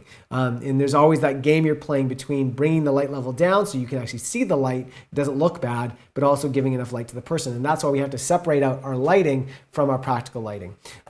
So coming back to this, it's often not bright enough for lighting the set. It's a little bit more difficult to control. If you're using sort of Philips or RGB, sort of Home Depot effects bulbs, they flicker. There's no product on the market right now at the point of this broadcast that does not flicker. So you really have to just stick with using tungsten sources in here, and that's the only way you're going to get around that. It's good to have a kit of bulbs. I'm going to show you what that looks like to replace sort of bad household bulbs. And the reason I say that is if you look at this example here, this is just an apartment block. Look at how much different lighting there is in everyone's home. Everyone has a different idea of what kind of bulb they're going to put in their house. People might put like something, daylight balanced, in their kitchen, but then put something tungsten in their living room. And if we are in a particular case where, I've run into many situations where, I'm going to come back to here. Sorry guys. Run into many situations where, everything kind of looks good. I'm actually using the lights that are in the space, whether it's in an office or in someone's home, but they've got like a tungsten light there, and then they've got like a fluorescent light over here. I have a bulb kit that I can just basically swap them all out so that at least they all match. And then when I'm matching my actual film lights, I'm matching them to every light that's consistent in the building. So it's not just for lights that you're going to see on set, but it's making sure that when you're in someone's home or on location, that everything is the same and you're removing the human element, because people don't notice this. When you go buying bulbs, if you don't work in the film business, you have no idea what you're buying for the most part. You're like, whatever, it looks fine. And I walk into lots and lots of homes with people who have like daylight balanced lights in their bathroom. And I'm like, dude, I look like I'm going to die. I look so bad because it's just not great on the skin tone. So there's that. And then we have like, we'll go and get LED strip lights for under cabinets and, behind bookshelves and TVs. That always looks great. So there's a shot from Gone Wild as well, where we had that tungsten practical. This was actually affixed to the banister itself. I could not remove it and I could not dim it. It was not on a dimmer. So I had to find the lowest wattage bulb I had, put it in there, which is a 5-watt bulb. And then I think because it's a tiny bulb and it created a bit of a hot spot, I also have to put diffusion inside of here to just kill the hot spot. And that was about as low as I can get this down. And then I, fired a little tungsten Fresnel through the banister here to kind of just create some interest. And then we had another light up here lighting our actors to make you think that this is the light that's in fact lighting our actors, which it is not because it's coming from up there. Okay, this is a film that I shot about 1.5 years ago. This is from director Penny Izinga, featuring 2 icons of Canadian film and television. This is Sheila McCarthy and Gordon Pinsent. Sheila, you'll more recently know her from the Umbrella Academy. So this was shot on location, even though this looks like a studio. It was just a kind of a very big room that they brought in some flats. But we still really had to deal with the fact that this was not a studio. And we had to, work with, we brought in these practicals. We had to deal with the fact that light spilled everywhere, and had to, deal with all the issues you come with when it comes to working on location. And so I'm just going to go back actually before I move ahead and just say that we've been talking about practicals as lights that we see on camera, but they're not always just household fixtures. So practicals can also be, in this particular case, we use a tungsten Fresnel here. We've got that source 4 on him here, that tungsten source 4, creating that spotlight like you see on stage, because that's what's happening here. We're making out to be the stage that he's performing on. And then I wanted a nice backlight on him, and using a film light, as long as I can see the film light in the shot, that's a practical now. That's no longer, solely a film light. It's kind of doing double duty. It's going to give him a little bit of a rim light there. You can see that rim light happening there, but it's basically a practical source. When we move over to Sheila's scene in her apartment, I've created this sort of cyanish light here, because in some of the other shots we would see outside and we would see the metal halide street lights. And I just use a Kino Flow freestyle here I think it was a Kino Flow freestyle, to give us a metal halide feel. So I had to match what was going on outside the window in terms of the street scene. And then when we cut to this, you felt the power of that. If I didn't have this light there, there's no way that metal halide light that was actually on the street would have enough power to create this. So I really, really just had to accentuate what was already there. And moving on, this is just a great example of when we're trying to do that. This is, if you live in Toronto, this is on Brock Street, or Brock Avenue, I can't remember which it is, but I walked one day and I was like, oh look, we've got metal halide light coming from this condo unit here, and then we've got a sodium vapor light coming from the street lights. So we've got a mixed source of industrial lights that are, if you're shooting outside, you're going to be dealing with this. And so we had a scene with Gone Wild where I wanted to make it feel like she was, she was in fact next to a window, although we never saw it, to feel as though that there was a window there that was shining a street light. And so we have a nice little Roscoe product here that lets you sort of audition different RGB lights and then program that into another light that would eventually be there. But I wanted to give that sense that there was a practical source out there, or motivating that practical source. So there's considerations about, even if we don't physically see the practical source in the set, we're trying to match to some that we know exist in the real world. Where can we watch Gone Wild? It is in post right now. If you go to the Counterbalance Collective IG page. So I think it's just Counterbalance Collective. If you go into Instagram, they're posting all the updates. And then when all the films come online, they did 9 films. I did 2 of them. I'm sure that they'll post all the links and all the films on their IG page. So you'll be able to see it there. I think there's a bunch of behind the scenes that they've posted from a bunch of the films. So you can kind of stroll back through and see some of the shots from some of the other film that I did as well with them. Okay, so this is building your practical kit. These are neither of my kits because I didn't bother taking a picture of my kit, but they look very similar. This is been in my phone for nearly a decade. These are 2 DPs that I had worked with. I think this is Justin Black's kit right here, and this is Sam Level Wong's kit. So you can see Sam, he's got 25, 40, 60, and this just sort of big utility thing with some foam core separating it. It's not called foam core, I forget the name of that. And then he's got some CFLs there. So again, if he's just going, if anyone's apartment has a bunch of these and you just got to pull out a bad one and match to that, he's got those in there for that. And then all different wattages, right? So sometimes, when we dim down a tungsten light, the color temperature changes. It goes a lot warmer. And sometimes we don't want to do that. We want to keep that color temperature at 3,200 degrees Kelvin. In order to do that, we can't dim it. So we need to then just change the bulb power draw.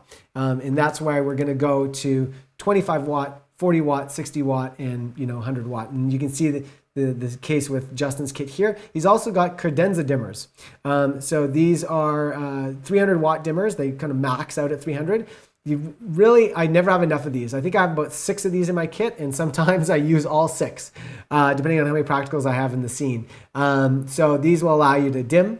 He's got some clamps as well in here as well. But basically, I try to have, you're basically seeing my kit is sort of a combination of these two. I have a bunch of bulbs in each wattage, all the way down to 5, and then I've got a bunch of credenza dimmers. You've got some frosted bulbs, some pure bulbs with no frosting. Some CFLs for matching, although we don't use them for anything else because they look absolutely terrible unless you want things to look terrible. And then a couple cube taps is good to have in your kit, but I also throw them in with my practicals as well. Sometimes my cube taps, which are just basically little square power bars, I'll have them on my main kit, but they get used up with all my actual light fixtures. And then there's kind of none left for my practicals. So I like to throw a cube tap or 2 in my practical kit, so it's always there if I'm trying to patch in a bunch of lights into one socket. So there's that. Now, Mr. Facundo Campos takes a starring role here in terms of being the director of this. This is a Flight Center commercial, and this is really the key, no pun intended, of creating a super soft key. What I don't like as a consumer of cinema, as a consumer of videos, is when I feel that the source is really, really direct and really heavy-handed. So what I don't want to feel is this light that's just like, I just feel like the light's there. It's just like pounding on the person's face. And portrait photographers will talk about this a lot, where they'll take the softbox and they say, what you don't want to do is have a softbox right on a person's face. You actually want to feather it away from their face. And what you want is that light that's dying and then just kind of hitting their face as it dies.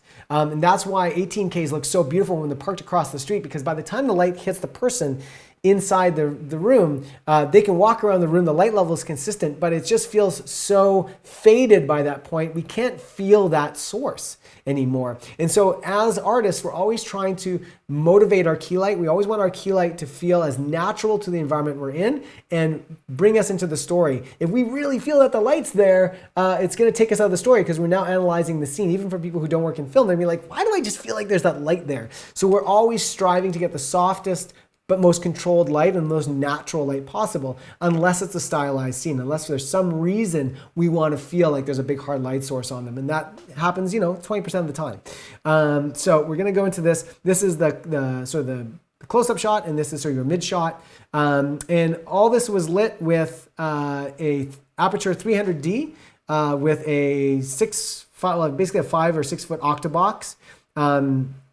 On him, and then the LED Go panel around this side to bring in some fill here. Or no, actually, you know what? I don't even think it was that. I believe it was just the Pro Panel kit.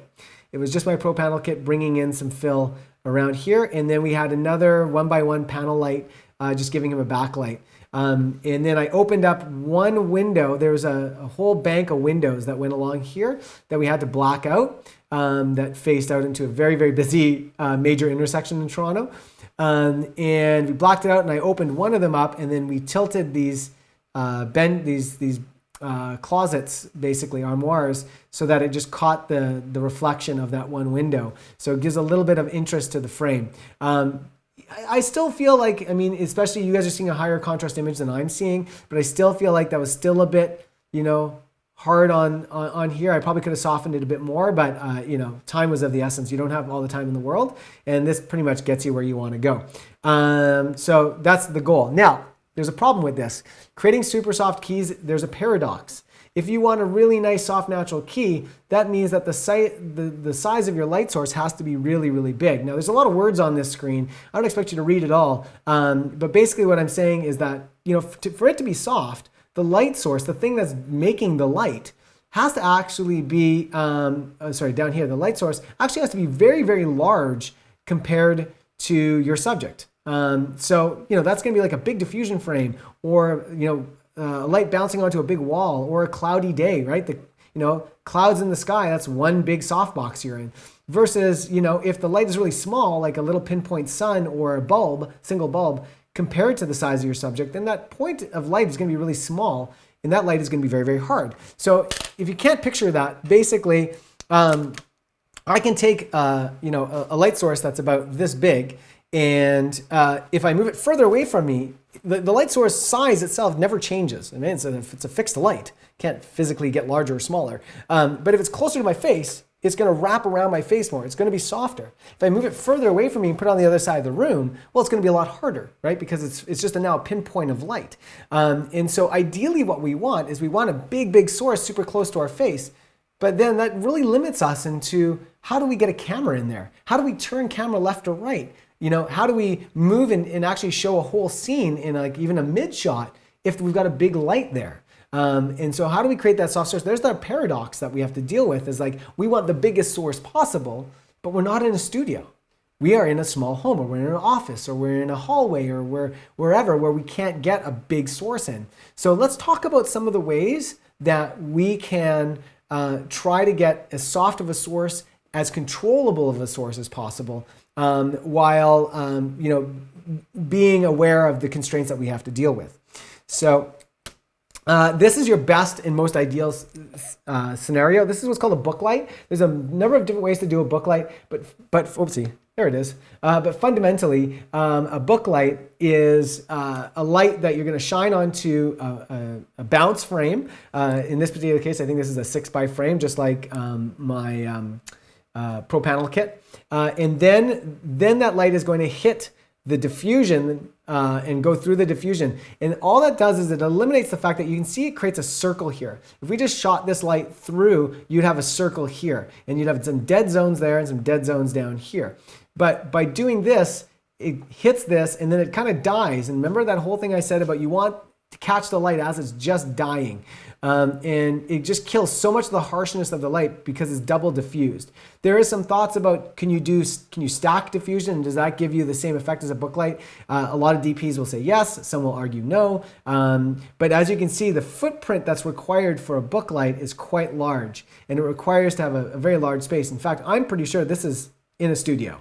So, just give a sense of like how much space you need for it. You can make smaller book lights. I'm going to show you an example of that shortly, but they do require a big footprint. So this is that smaller book light. So this was a commercial for, I believe, the dairy farmers, egg farmers of Canada, or egg farmers of Ontario. This is many, many years ago. We've got, on the other side of this frame here, we have a kitchen and a little baby in a child seat eating eggs. And to make sure that we got a nice soft daylight key, or a nice soft key on them, we put this 1.2K, so basically 1200 watt HMI fired it into this beadboard, the silver side of a beadboard with I think it's just like a quarter CTO on it just for color correction. And then that went through this versus, firing it through this directly. So that, and then we've got a 4x floppy here just to control the spill. So we had the square footage for it. This is sort of like the hallway into the, that goes into like some bedrooms, I think, or something like that. So we had a little bit of room for it here, but you don't always get this much room. And then we just draped it. We just T-barred it here. And you can see this is the T-bar here.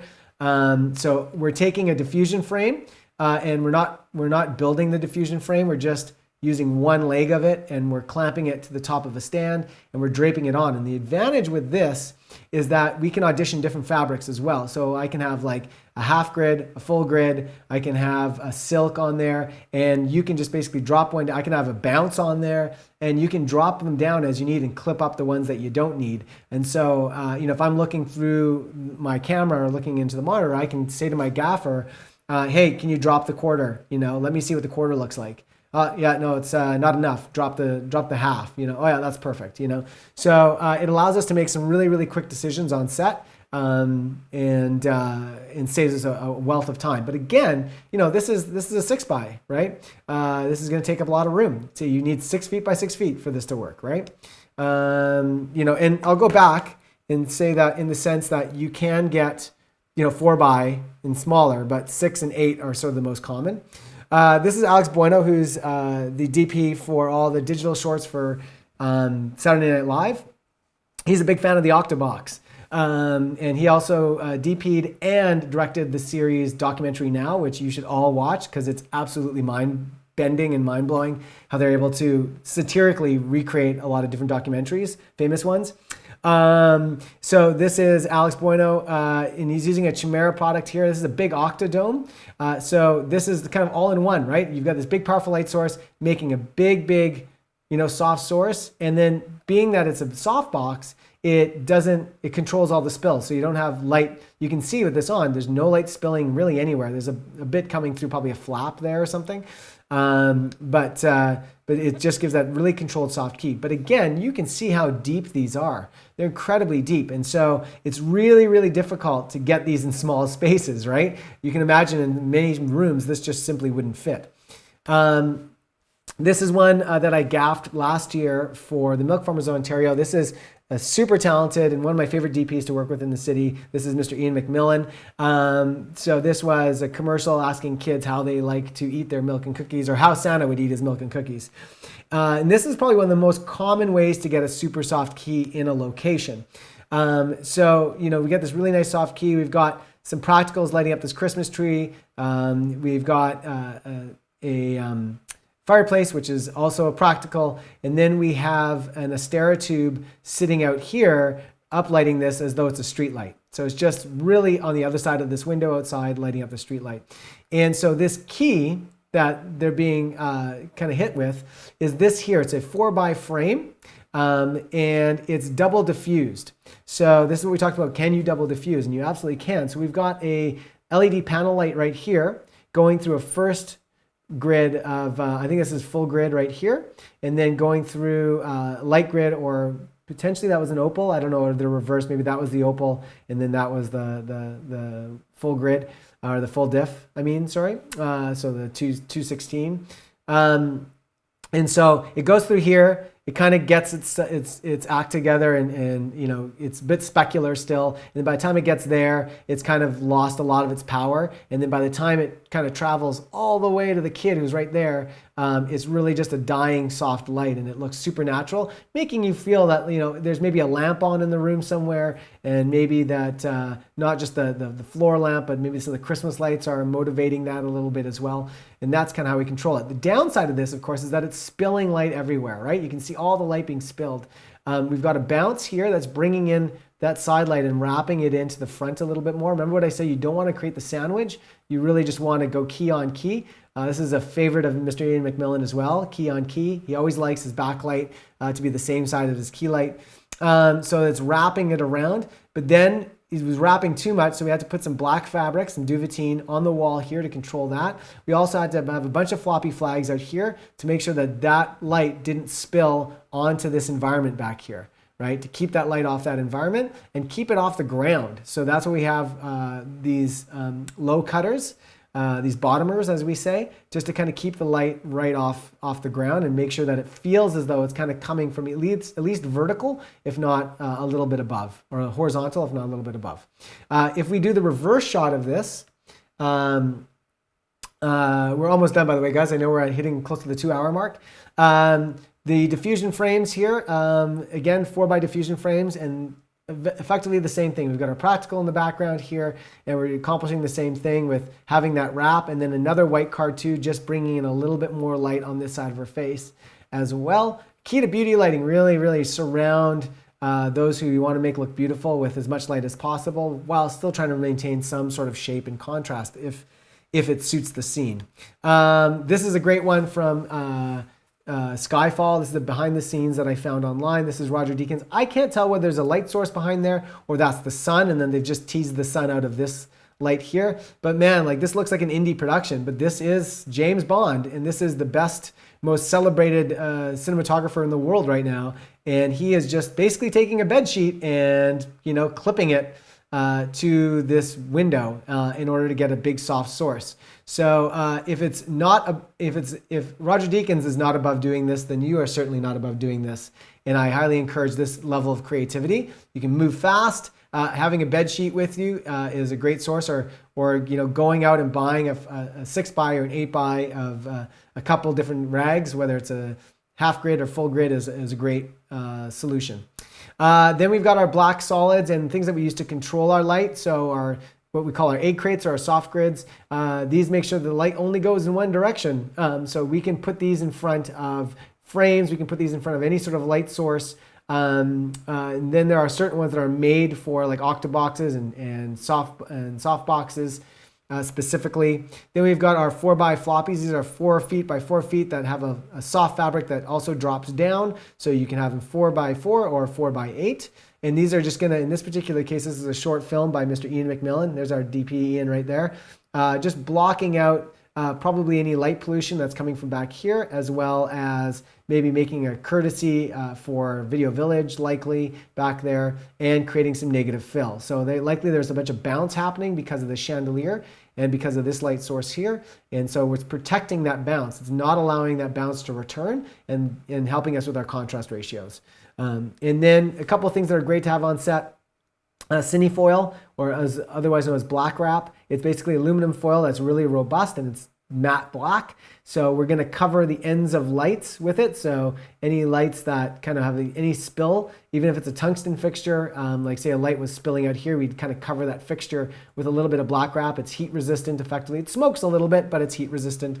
You want a flag kit that there's some nets here that will change the intensity of your light, but not the shape of it. So in sort of stop increments or half stop or quarter stop increments, and then some diffusion and some solids as well. And then some duvetine. So this is the same fabric that's sewn into these frames. It's soft and velour on one side and sort of hard matte on the other. We call this the good side and the bad side. We tend to have the good side face the talent. I have a full bag of this. I just went to a supply store here in Toronto.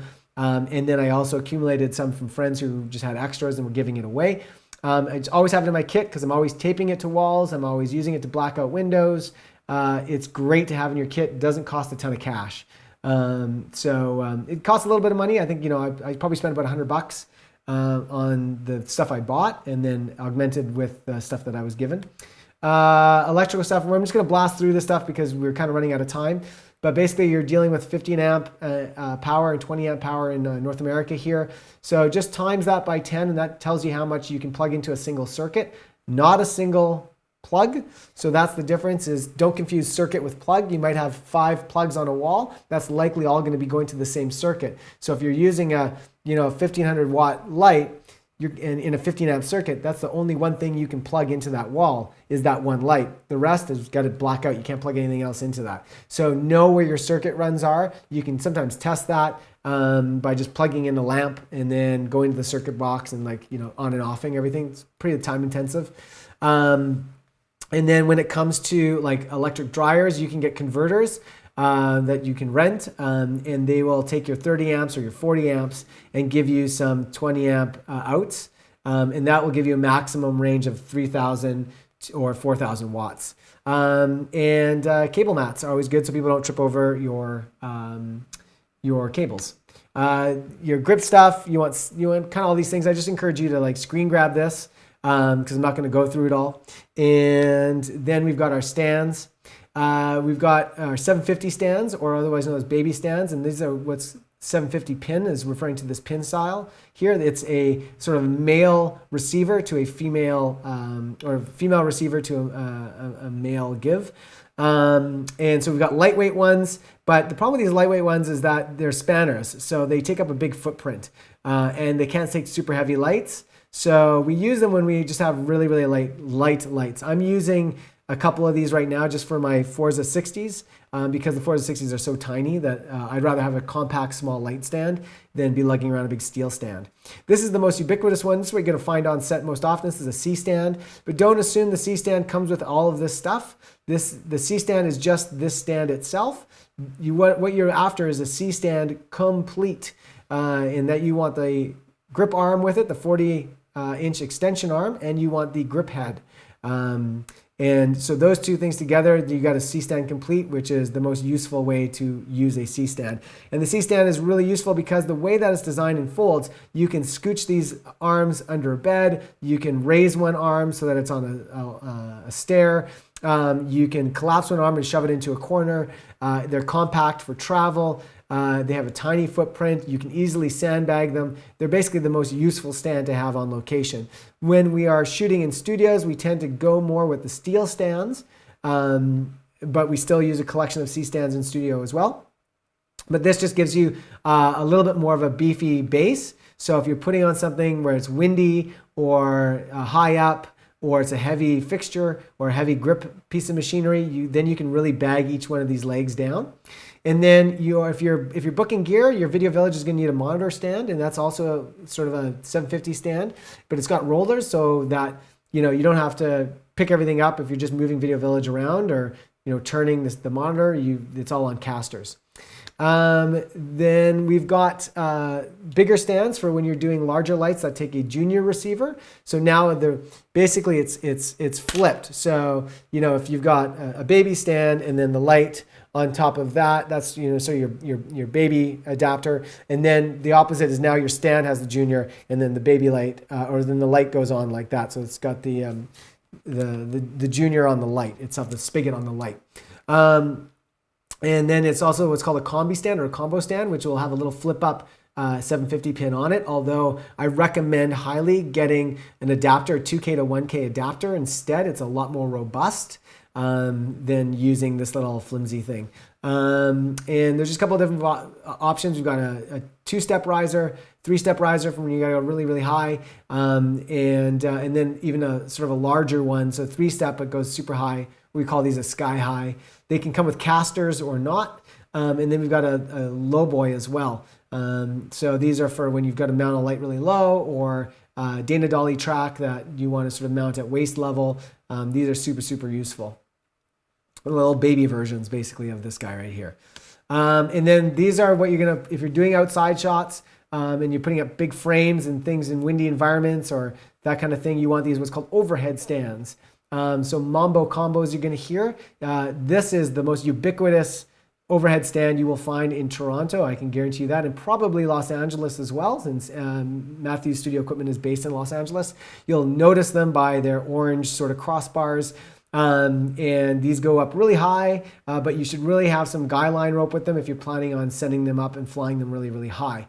But they're made for big 20 by butterfly and overhead stands. So 12 by or 20 by is ideally what they're used for, and they're going to fit into these grip heads there.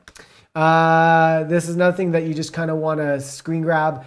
These are some of the things that you want generally for every sort of notable job that I do. I'm looking at having a little bit of each of these.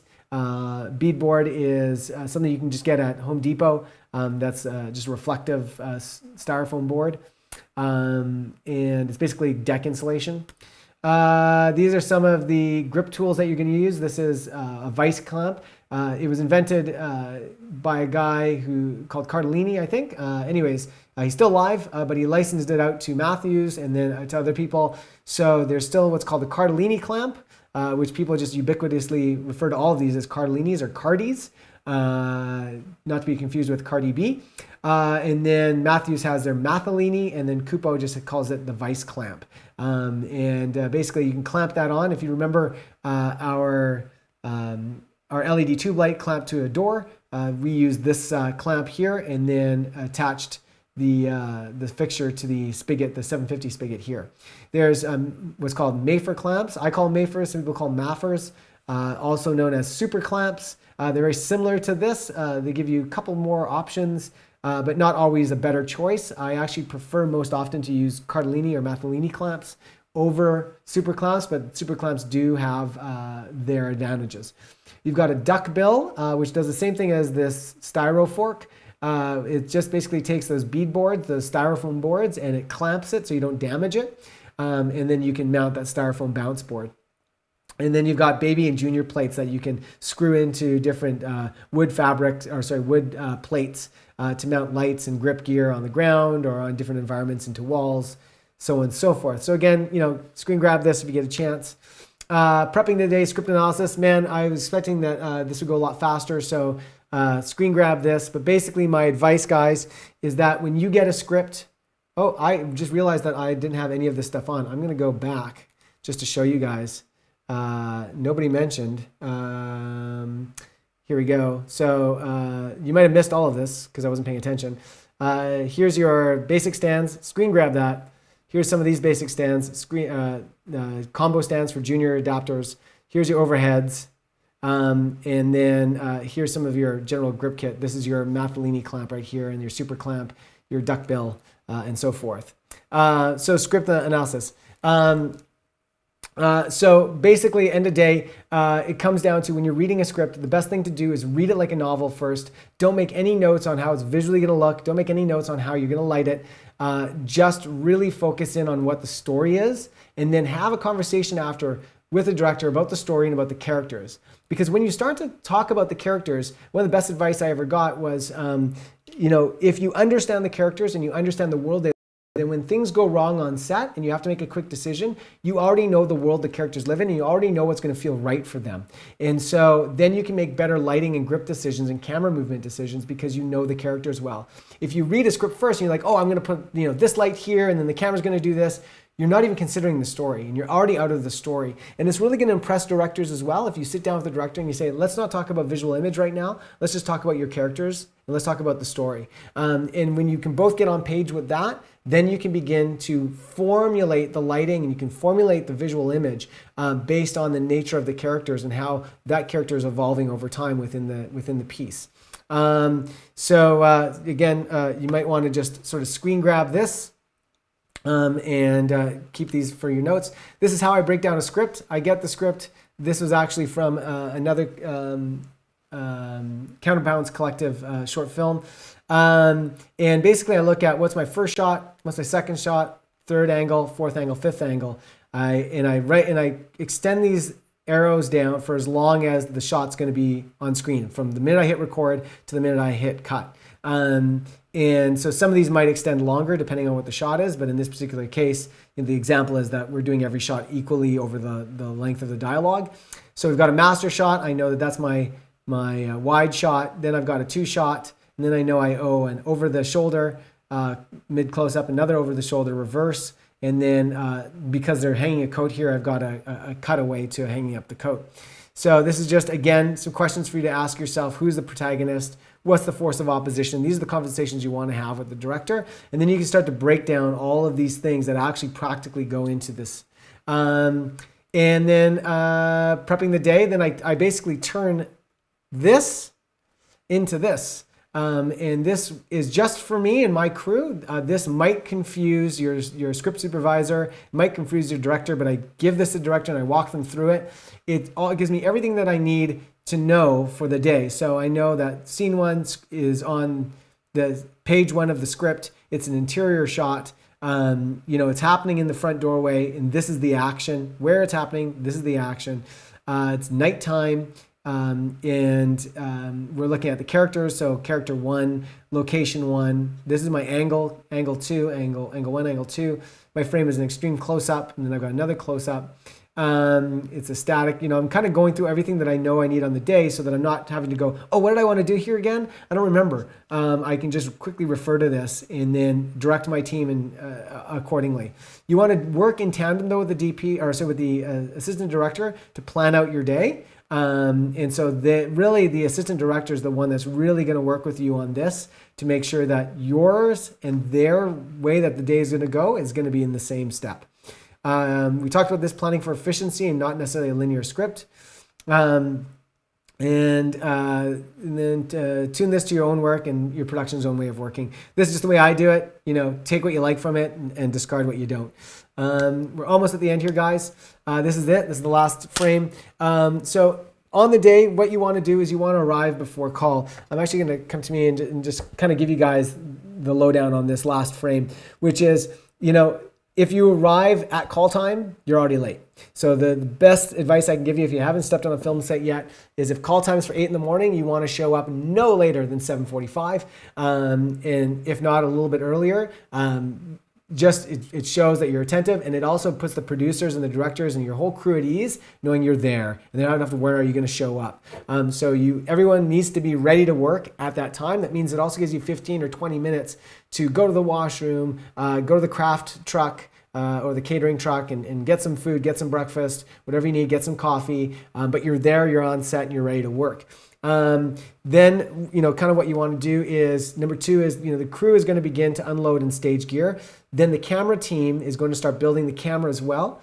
And at the same, and setting up the video village as well. That's one of the things too, that when you're an electrician, your first line of electricity doesn't go to your lights. The very first line of electricity that you're going to run for your whole production is going to go to the clients or the video village and to the first camera assistant, so the camera team, because they want to get all their kind of power up. They want to get the image up. The image needs to be up first before we can do anything, and that requires power to the monitors, power to the camera crew. So you're going to do that first, and then the DP, the director, and the first AD are going to do a walkthrough while everything's been slowly set up, and they're going to plan the first and the subsequent scenes. So one of the best ways that you can be efficient on the day is to be able to work ahead. If you can, if you know your next scene is far enough away that setting up that scene, you have enough resources that aren't being utilized in the current scene, and you have enough crew that can go and work ahead and you won't make noise, then you want to send that team to be working and lighting ahead of time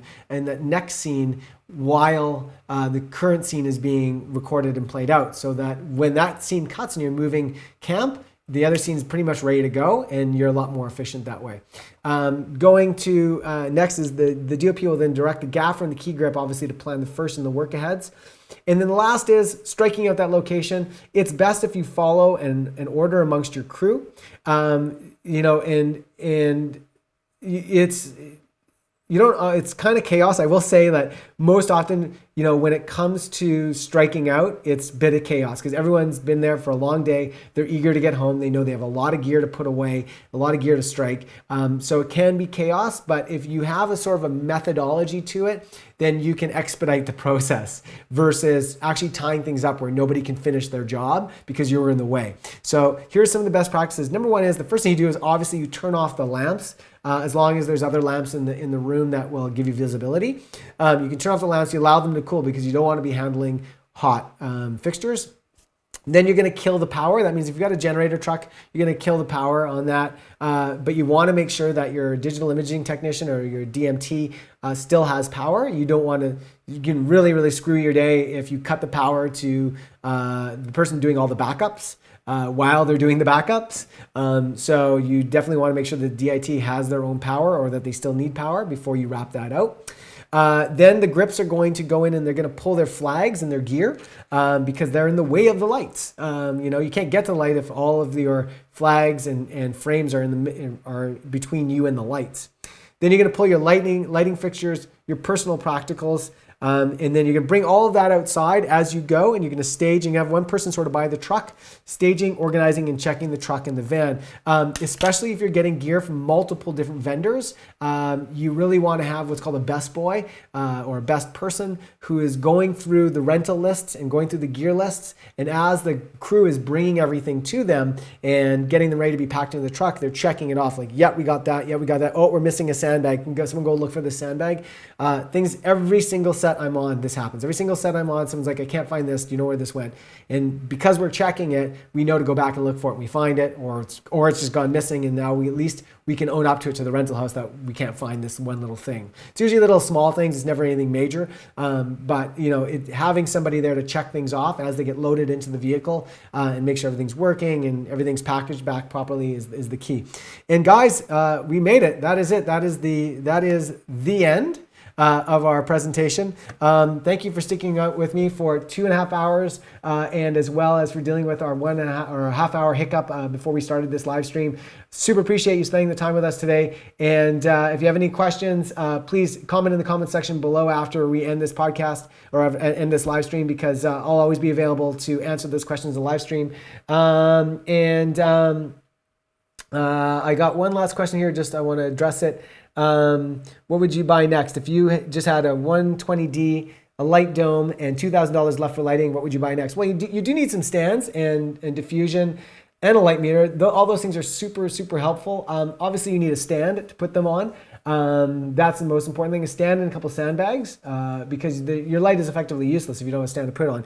Now, if you can borrow stands or rent stands for cheap, then do the math and figure out whether it's worth actually investing at this point in buying a stand. But definitely buying, even a used C-stand complete, a couple of those is always great to have, and a couple of lightweight stands, little light aluminum stands for your smaller lights are nice to have. So those would be my first investment, in light control as well. So you want something that's going to diffuse your light. So, look at your 120D or your 300D and figure out, how am I going to get a softbox on there? Or how am I going to get some sort of light modifier on there that's going to make it a nice soft source that's going to control the spill of that light? So I would look at those things first, like getting a softbox, getting a soft grid like those egg crate grids to go in. And that would be sort of my next approach. Getting a couple extra AC cables, making sure you've got like 25-foot or 50-foot extension cords that can take 15 amps. Those kind of things are your first line of attack, and then from there you can start to look at, okay, I can get a couple black flags and a couple nets and things like that once you've sort of built out your basic lighting kit. But really, you just need your lights, your modifiers, and your stands, and maybe a couple extra electricity extension cords. And that's really going to do it for you. So thanks so much, guys, for all those questions. Really appreciate you sticking it out. And as for me, I am going to sign off. My voice is just about done. So thanks so much, guys. Bye for now.